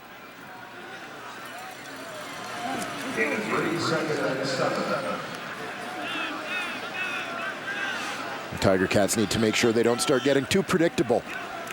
Falling into that pattern, handing it off on first down. Stamps much better defensively on second down in this game. First half, Hamilton only converting 5 of 15 second down opportunities. Fraser showing blitz. Burris holding on, and now delivers incomplete. Looking over the middle, and the pass is dropped. The rookie out of Sherbrooke, Simon Charbonneau-Campo, the intended receiver. First time Burris has looked that way tonight.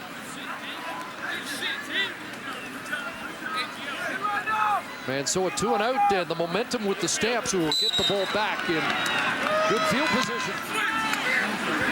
Bartel's boot, and it's Taylor at his 46. Not much further, but nevertheless, Kevin Glenn and company will start at the 49 after that 41-yard kick. And Wendy's Friday Night Football continues tomorrow. Big one. Saskatchewan takes on the Eskimos in Edmonton. Live coverage underway 9:30 Eastern, 6:30 Pacific on TSN Mobile TV. A couple of 3-2 teams. One hoping to move into a tie with the BC Lions. And one of the reasons this game is important for Calgary, they don't want to get too far behind early in the West. All indications are in the early part of this season that things are going to be tight. Teams are going to have to scratch and claw for 18 weeks of football. Just the way we like it. Perfect. Stamps looking for their first road win. They were 6-3 on the road last year. 0-2 so far this year, losing in Montreal and Toronto. Somebody got a hand on that pass from Kevin Glenn, intended for Robbie Bryant in the flat. Glenn now 12 for 23 on the night.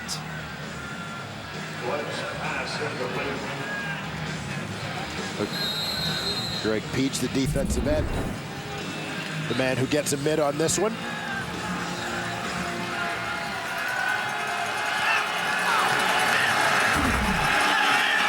Second and 10, and early movement.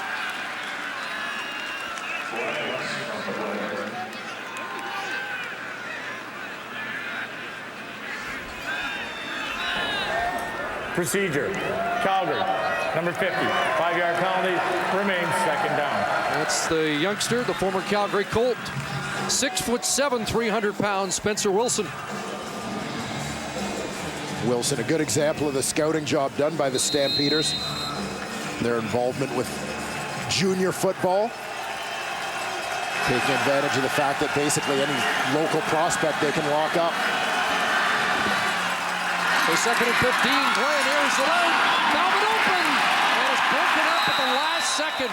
Ryan Hines recovers when it looked like Chris Bauman was in behind coverage. Yeah, half second earlier. This one goes for a huge gain, but it hangs in just a bit. Long enough for the safety, Craig Ray, in the corner, Ryan Hines, to get there and affect the play.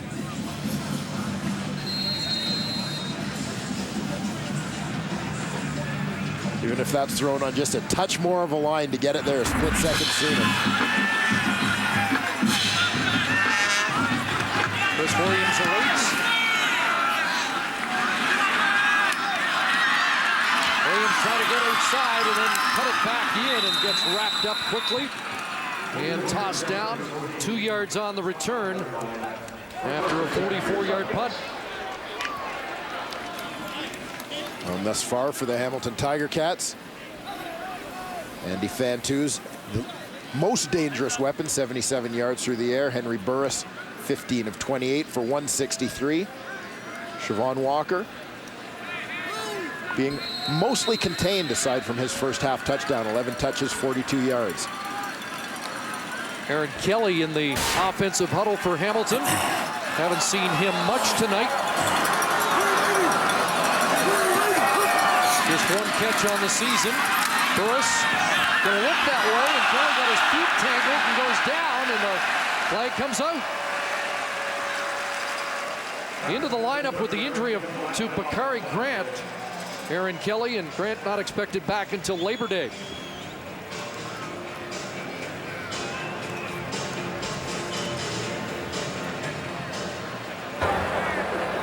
Accidental pass interference. Calgary, number 10.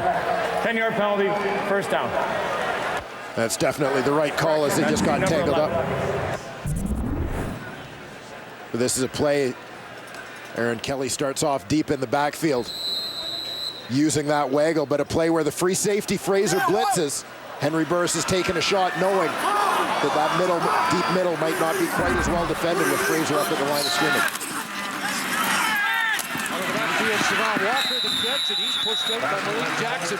There is no 10 for Calgary, and I'm wondering if it was Malik Jackson that got called or the corner Jamar Wall on the previous play. Yeah, and I think he did correct it at the end and said 11.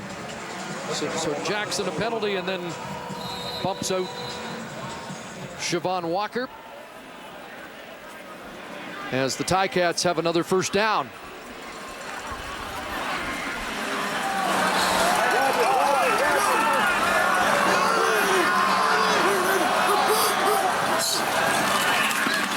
Walker releases again, Burris over the middle, and it skips short of Aaron Kelly, incomplete. Kelly with 27 catches last year, a couple of touchdowns, 380 yards.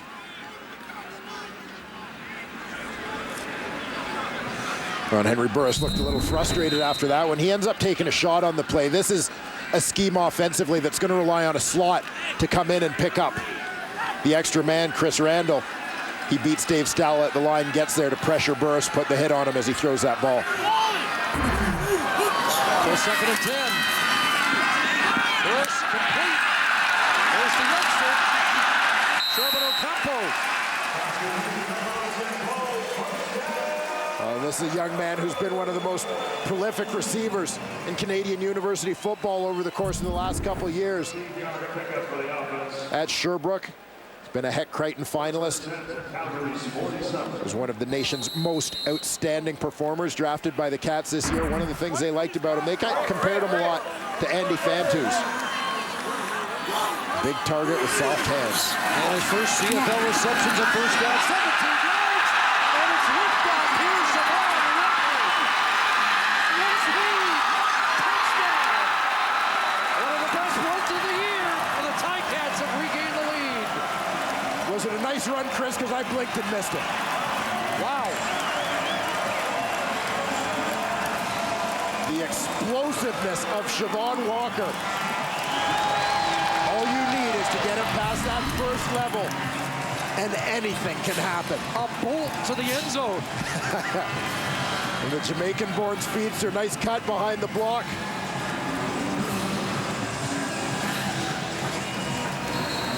.47-yard romp.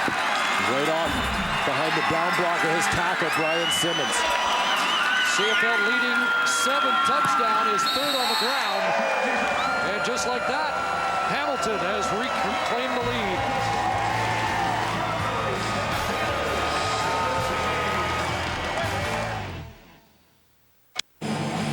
There are the numbers through 3 quarters after the Siobhan Walker touchdown run. Haven't seen a lot of it tonight, but this Hamilton offense is explosive. Yeah, and they're a group that's capable, as I talked about earlier in the game, Chris, of lulling you to sleep a little bit because they haven't been a 60-minute team in terms of performance. They've been a little bit inconsistent, but man, when they go, they can go. Well, what they did is not wait till the 4th quarter. It was the final play of the 3rd quarter, one that's been their nemesis so far this year, but that's a big touchdown run by Walker, and one that was probably worth the price of admission for Ivor Wynn fans. Yeah, well, this one might have gone into the 4th quarter if Siobhan Walker wasn't so fast. So stop, cut it back, re-accelerated. The blink of an eye, this is what this team is capable of doing. A collection of big play threats. 4th quarter now, let's go. Let's get it. I'm out. So they win the 3rd quarter for the first time this season. But the game very much in the balance. 3-point difference heading to the 4th, and Larry Taylor can light it up. Waiting the turn up near midfield. And he gets tripped up by Matt Buckner. Otherwise, there was some more real estate ahead for Larry Taylor. Well, Larry Taylor, another guy who can accelerate very quickly. And all he needs is is a crack. Ideally, you want to get a return just like this, where all Larry Taylor has to do is take it straight up the field. Don't bother running sideways, wasting time having to outrun people that way. Just give him a crack. Let him go. So the two teams that were scoreless after one quarter and spun their tires for most of the first half might still get a shootout here tonight, Mr. Ford. Big finish. Rob Cote on the move, and now John Cornish gets a crease and look out! John Cornish down to the 30-yard line. So Cornish with an answer and a 28-yard run. And he gets some help with a nice lead block from his fullback, number 26, Rob Cote, leading this counter back to the left. Cote's coming right in front of him, gets down inside, shoulder, gets a head in the hole. Kicks out Jamal Johnson. Cornish turns it up. John Cornish, 11 carries, 88 yards in this game, so that's a season high for Cornish. First down, Stampeders.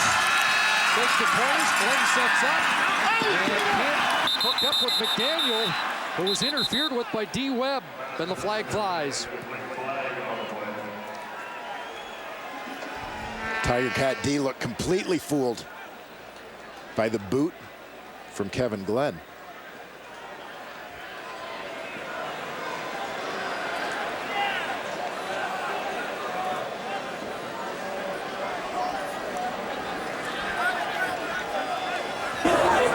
Forward pass interference, Hamilton, number 5. Spot foul, first down. So they'll mark it just, well, at the 15-yard line. 14-yard advance for the Stampeders.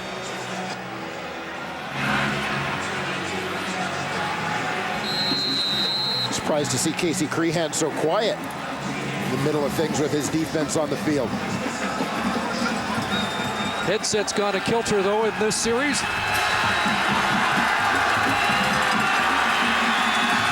Stands threatening back into the hands of Cornish straight ahead, and he powers his way for 6 or 7. This is the guy that I think everybody expected to see when the season started. Yeah, exactly. A guy who would have been a preseason favorite to be the league's most outstanding Canadian, the way he finished last year. Up to 94 yards in pursuit of his first 100-yard game of the season. Had a couple last year.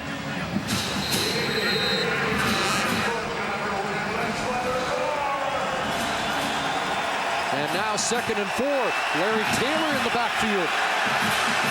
Cote lines up with a wideout spot. Taylor in motion. Robbie Bryant the other way. What misdirection. Touchdown. All eyes on Taylor.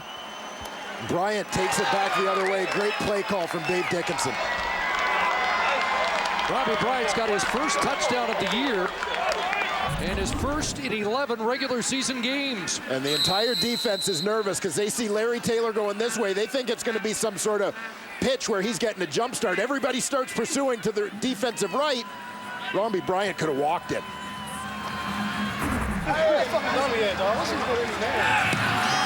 So the lead changes hands again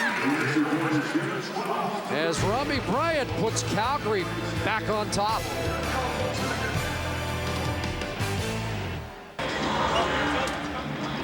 Robbie Bryant's first touchdown of the season and the 4th lead change of the night as Calgary goes back on top by 4.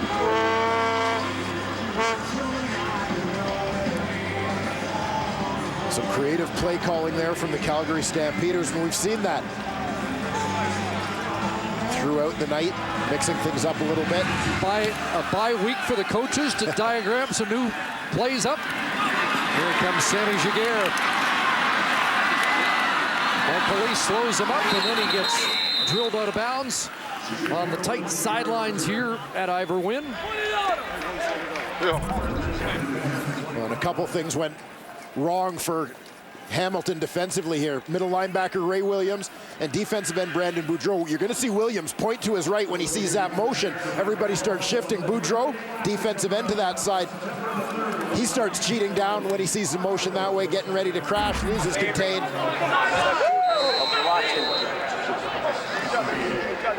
Hello to the family. Dave Dickinson. call a play like that, you get a shutout appearance. Can't remember the last play caller that did that, though. The old quarterback. And Henry Burris wants a quick response. And overthrows the intended target on Ray Jones.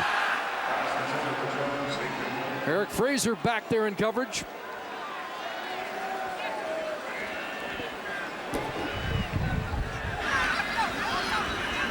Andy Fantuz had that big first half for the Tiger Cats. Sitting on the sidelines, that's what has given Simon Charbonneau-Campo an opportunity to play. Just one catch in the second half as he is clearly... Well, he took that heavy hit from Simpson, sandwiched down around the 10-yard line, and Fantuz is on the sidelines, and the kid is into the game. Flag down, Burris pumps and holds on. Now this near side, downfield, and really up for grabs off the fingertips of Jamar Wall, and will check the flag.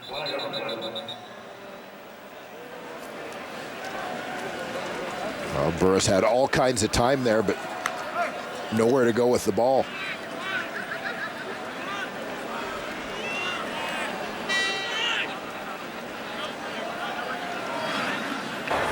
Offside, Hamilton, number 85. That penalty is declined. Third down. So it's a 2 and out for the Tiger Cats. And the punt team has to come on.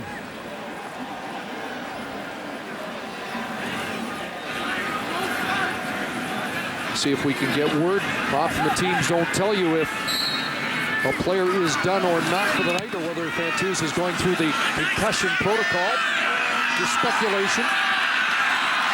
Larry Taylor dancing, and Mark Beswick just able to knock him off balance. An 11-yard return. Calgary with the ball and the lead. Fantuz on the sidelines, and so is Claude Feg with an update. Well, Chris, we wondered why Andy Fantuz hadn't come out much in this late in the third and into the fourth quarter. Well, late in the third quarter, he was hit, came off, looked like he was complaining about a neck issue, but I've been told here by the medical staff that, in fact, he will undergo the CFL concussion protocol, will go into the dressing room shortly to further monitor his situation. Go. Thank you, Claude. Here's Nick Lewis trying to shrug off a tackle. Falls forward for a couple of extra yards. Andy on the sidelines, and until he clears that concussion protocol with the Hamilton medical staff, he will not be allowed back in. Leaving a huge hole in that Tiger Cat offense. Andy had a big first half. And Carlos Thomas, the injured Ticat now on the field. Defensive halfback that's moved up to the strong side linebacker spot. And he got tangled up with Nick Lewis attempting to make the tackle here. Hasn't moved his right arm since he went down on the field. Hands seem to get stuck up in the jersey of Lewis. And that right shoulder might have popped out when it rolled underneath his body. Carlos Thomas replacing the injured Markeith Knowlton, who is week to week. And we have the opportunity, congratulations to Markeith and family for the arrival of Markeith Jr. over the last week.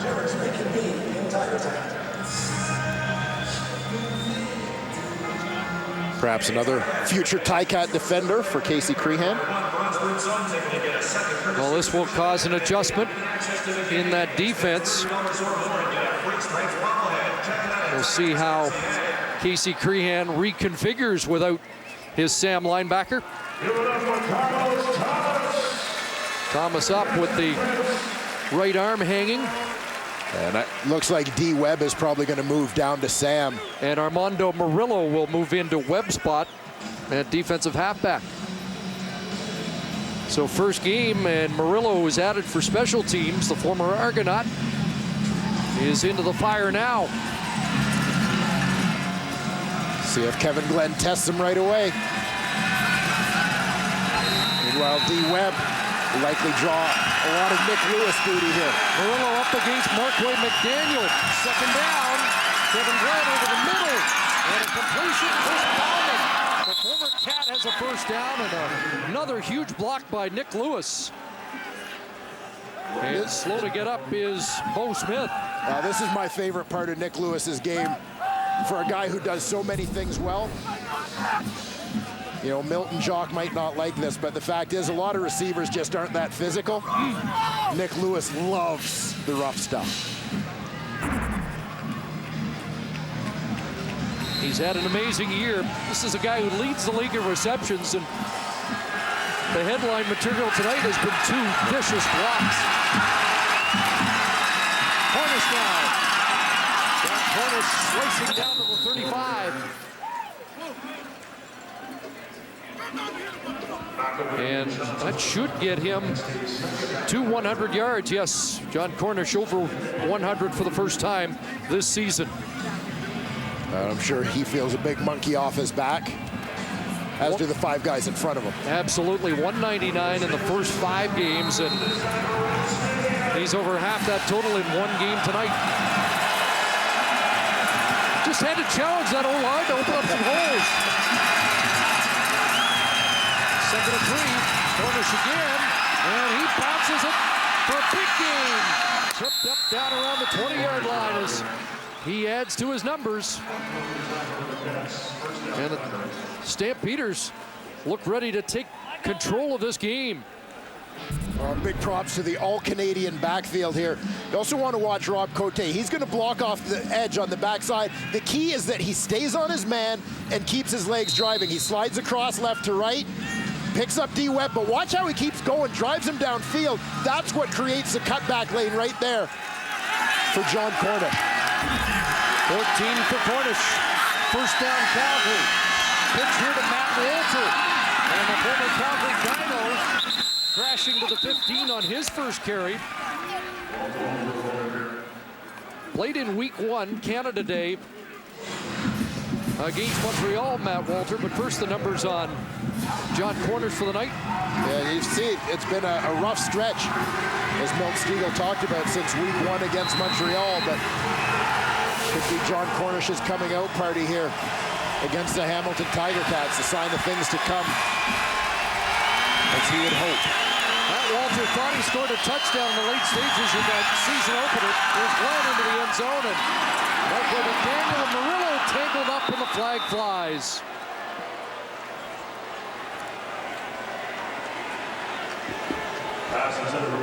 So the Stamps will be set up on the 1-yard line.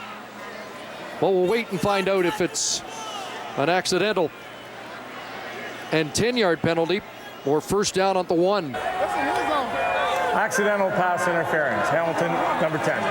31, pardon me. 31, 10-yard penalty. First down. Take a look at the play again. Murillo in coverage on the slot, McDaniel. McDaniel tries to get to the inside. You'll see the 2 of them get tangled up here. And the accidental looks like a reasonable call. Just regular contact on the route. So John Cornish checks back in. First and goal, Calgary. The ball on the 8-yard line. Van Glen, short drop into the end zone, touchdown. Nick Lewis has the touchdown, and Calgary expands their lead. Well, Nick Lewis just has a quick out here. Lines up at number 3, gets across that goal line, breaks it out. Create a little pressure to the inside. Gets separation from Tisdale, and there it is. 7th touchdown of the year for Lewis, moving into a league-leading tie with Siobhan Walker. Hell yeah. You see that? On me. We still got Halfway through this 4th quarter. Flag on the play.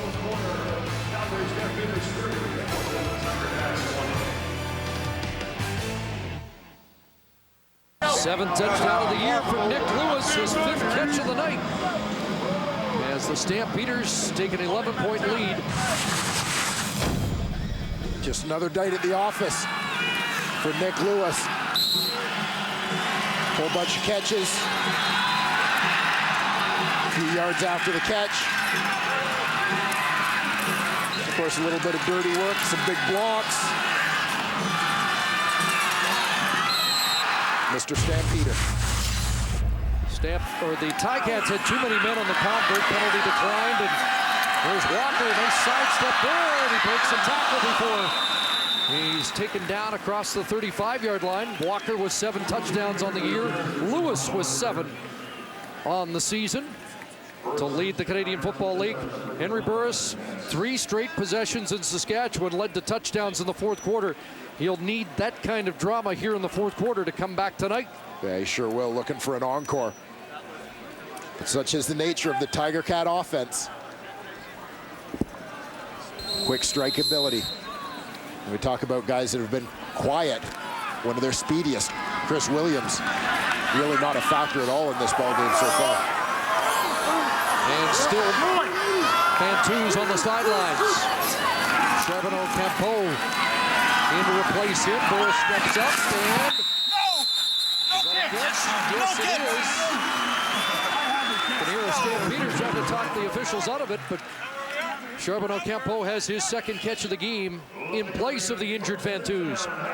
Charbonneau Campo gets that one, but the guy who might have made a big play, keep an eye for Chris Williams, number 80, dragging across underneath here.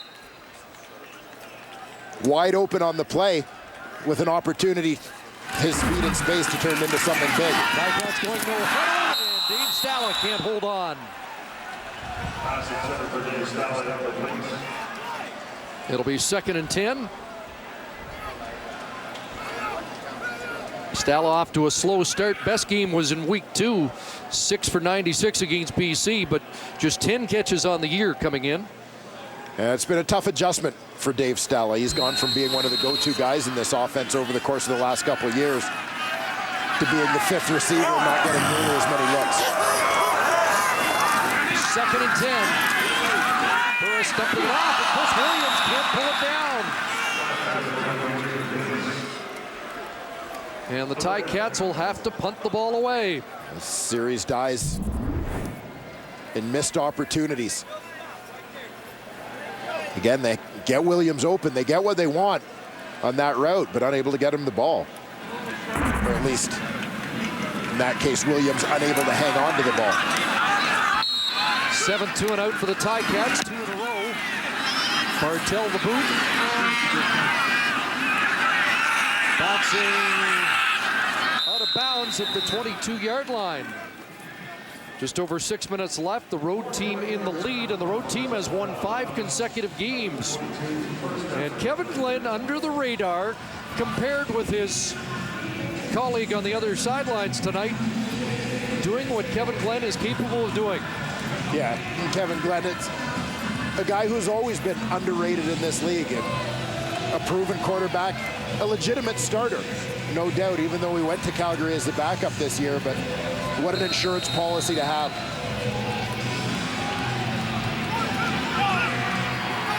Well, the numbers aren't great, but he's been aided by a return to the run game for Calgary tonight. Now Glenn's going to take off. You don't see that much. He gets up to the 28-yard line. Kevin Glenn with just 6 carries for 31 yards coming into the game. And it's something that it seemed like the fans, the coaching staff, teammates were always after Kevin Glenn to do more when he was here in Hamilton. Take off with the football when there's nothing there. Not necessarily a huge running threat, but the fact is, the 5 yards sure beats an incomplete pass or a sack. Another direct snap.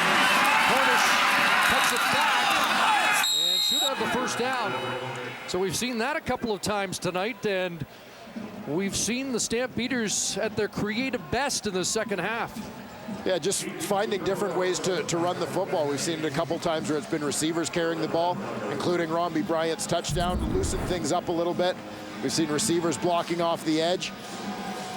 And the direct snap, which quite simply can catch a defense off guard as it gets the ball into the hands of Cornish a little bit earlier, but also the misdirection as Kevin Glenn carries out the fake going the other way with some defenders assuming he's got the ball.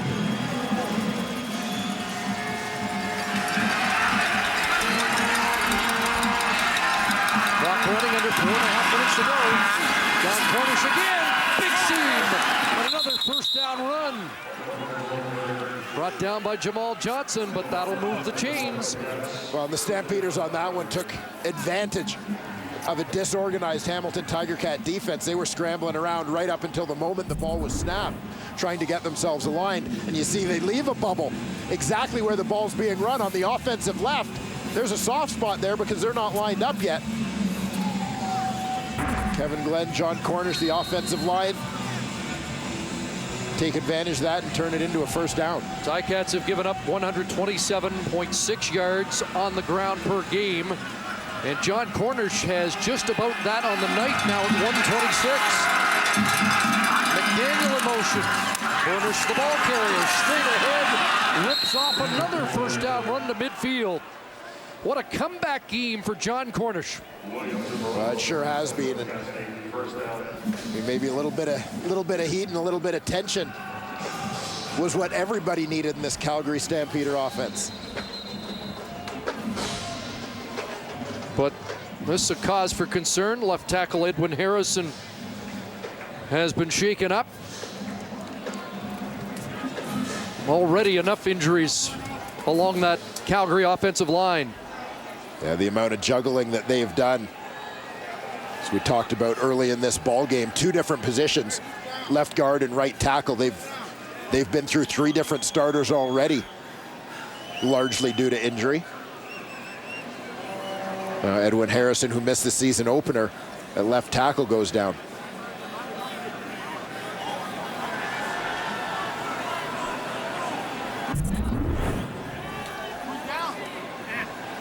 There's your man, Edwin Harrison, number 62, the left tackle. See if that right knee gets rolled on. It's defensive tackle, I believe, Ronell Brown just got blocked into him.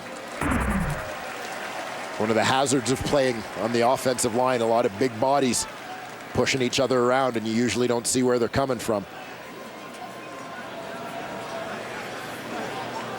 So Spencer Wilson, who made his first career CFL start at left guard, is now the left tackle. As Mark DeWitt comes in, take the left guard spot.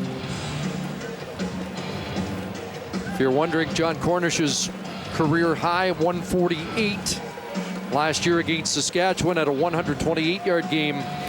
Last year against the Argos, he's sitting on 140 yards in this game on 16 carries.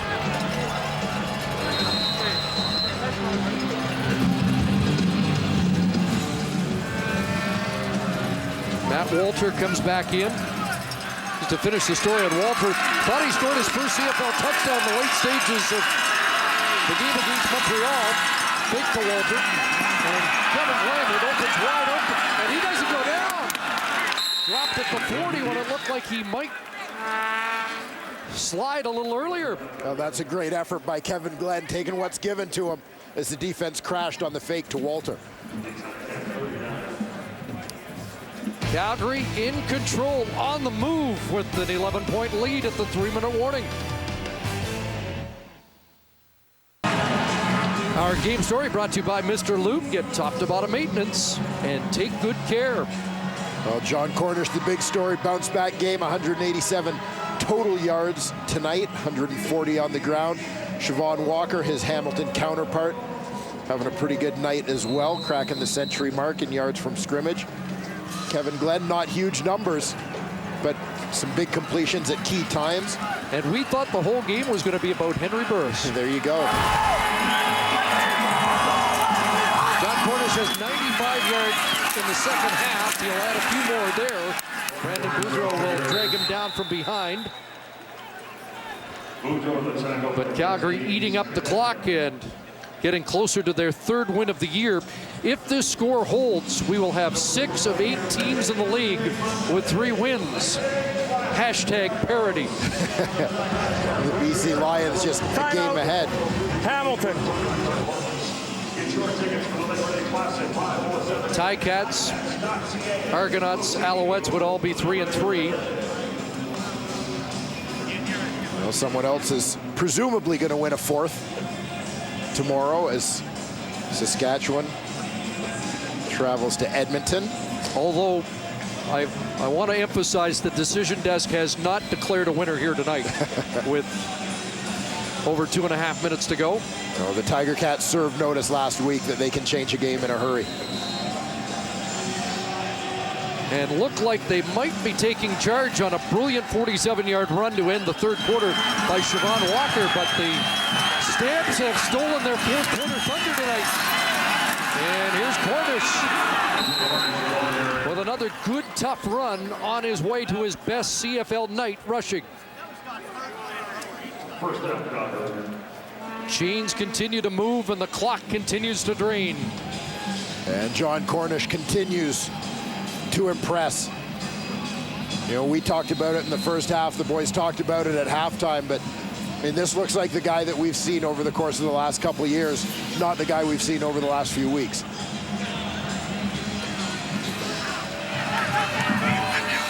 So Cornish now at 152 and counting. Gets the ball again. What a spin move that was. Kicks it outside. And Ray Williams finally brings him down at the 19-yard line, close to another Calgary first down. Yeah, this is a beautiful move by John Cornish. This is him understanding how the defense is going to react. Gives it a couple steps. He knows he's cutting it back, but gives it a couple steps to sell it to the inside and just pivots out on Greg Peach.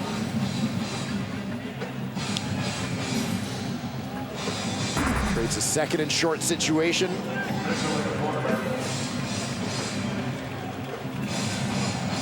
That puts the short yardage team in. Bo Levi Mitchell to the sidelines. Cornish getting his breath, but he hit rock bottom a couple of weeks ago. Back to the John Cornish that I think a lot of people around the league expected to see this year. Bo Levi Mitchell, who has a touchdown in the game, plunging ahead for what should be another first down. Oh, Mitchell takes the easy route on that one. Just a quick plunge, as we've seen on the previous quarterback sneak situations. He's rolled it out a little bit. Season high for a running back in the league, 168 for Corey Boyd of the Argonauts in week 3. Is Cornish done for the night, or does he get a chance to take that mantle away from Corey Boyd? Matt Walters in right now. The rookie from the Calgary Dinos, and here's that Robbie Bryant play that went for a touchdown. Trying to get outside and then gets tripped up and taken down by the safety Craig Ray. Wearing Rob Hitchcock's number, the new safety here in Hamilton.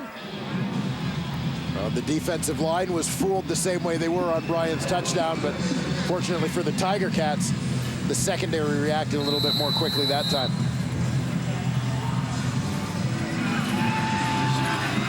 You can't discount what Robbie Bryant has done, what Larry Taylor has done, carrying the football and contributing to what John Cornish has been able to do. Those guys are keeping the defensive line honest, widening the gaps. John Cornish again, straight ahead, and they just can't bring him down, but he fumbles. And the Ticats are going to get the ball inside the 5. So that puts a smudge on John Cornish's stats for the night. You always want to emphasize ball security when you're trying to put a game away. But it's hard to criticize John Cornish, A, with the game he's had, and B, when all he's doing is fighting for yards here. Looked like that first hit on the ball popped it loose a little bit. Cornish tries to keep 2 hands on it to protect it. Ripped out by Fortam. He was the man who was fooled on that last Robbie Bryant run. Bit down to the inside, but the youngster redeeming himself.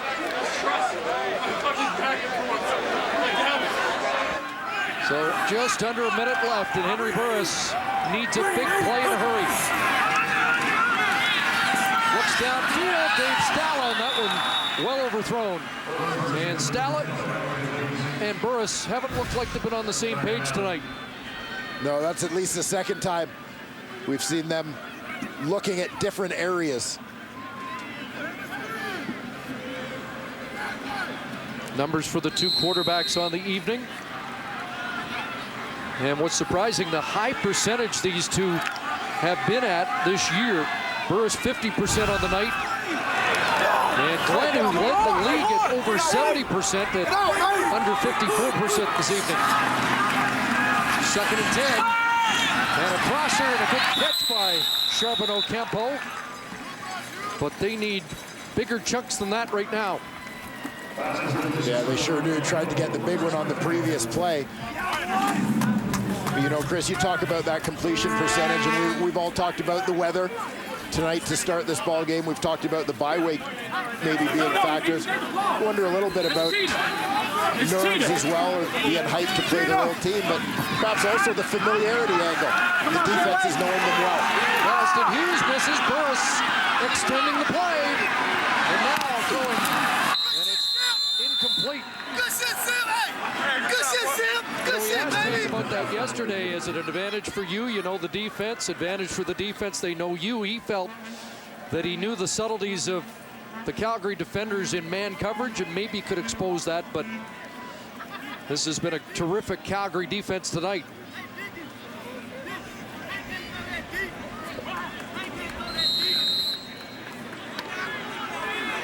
Yeah, this group still searching for its identity a little bit after the departure in the offseason of longtime coordinator Chris Jones. They're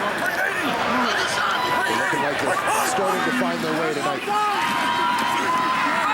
Underneath it goes Siobhan Walker with flags all over the field. Bounces off Simpson and then gets taken down.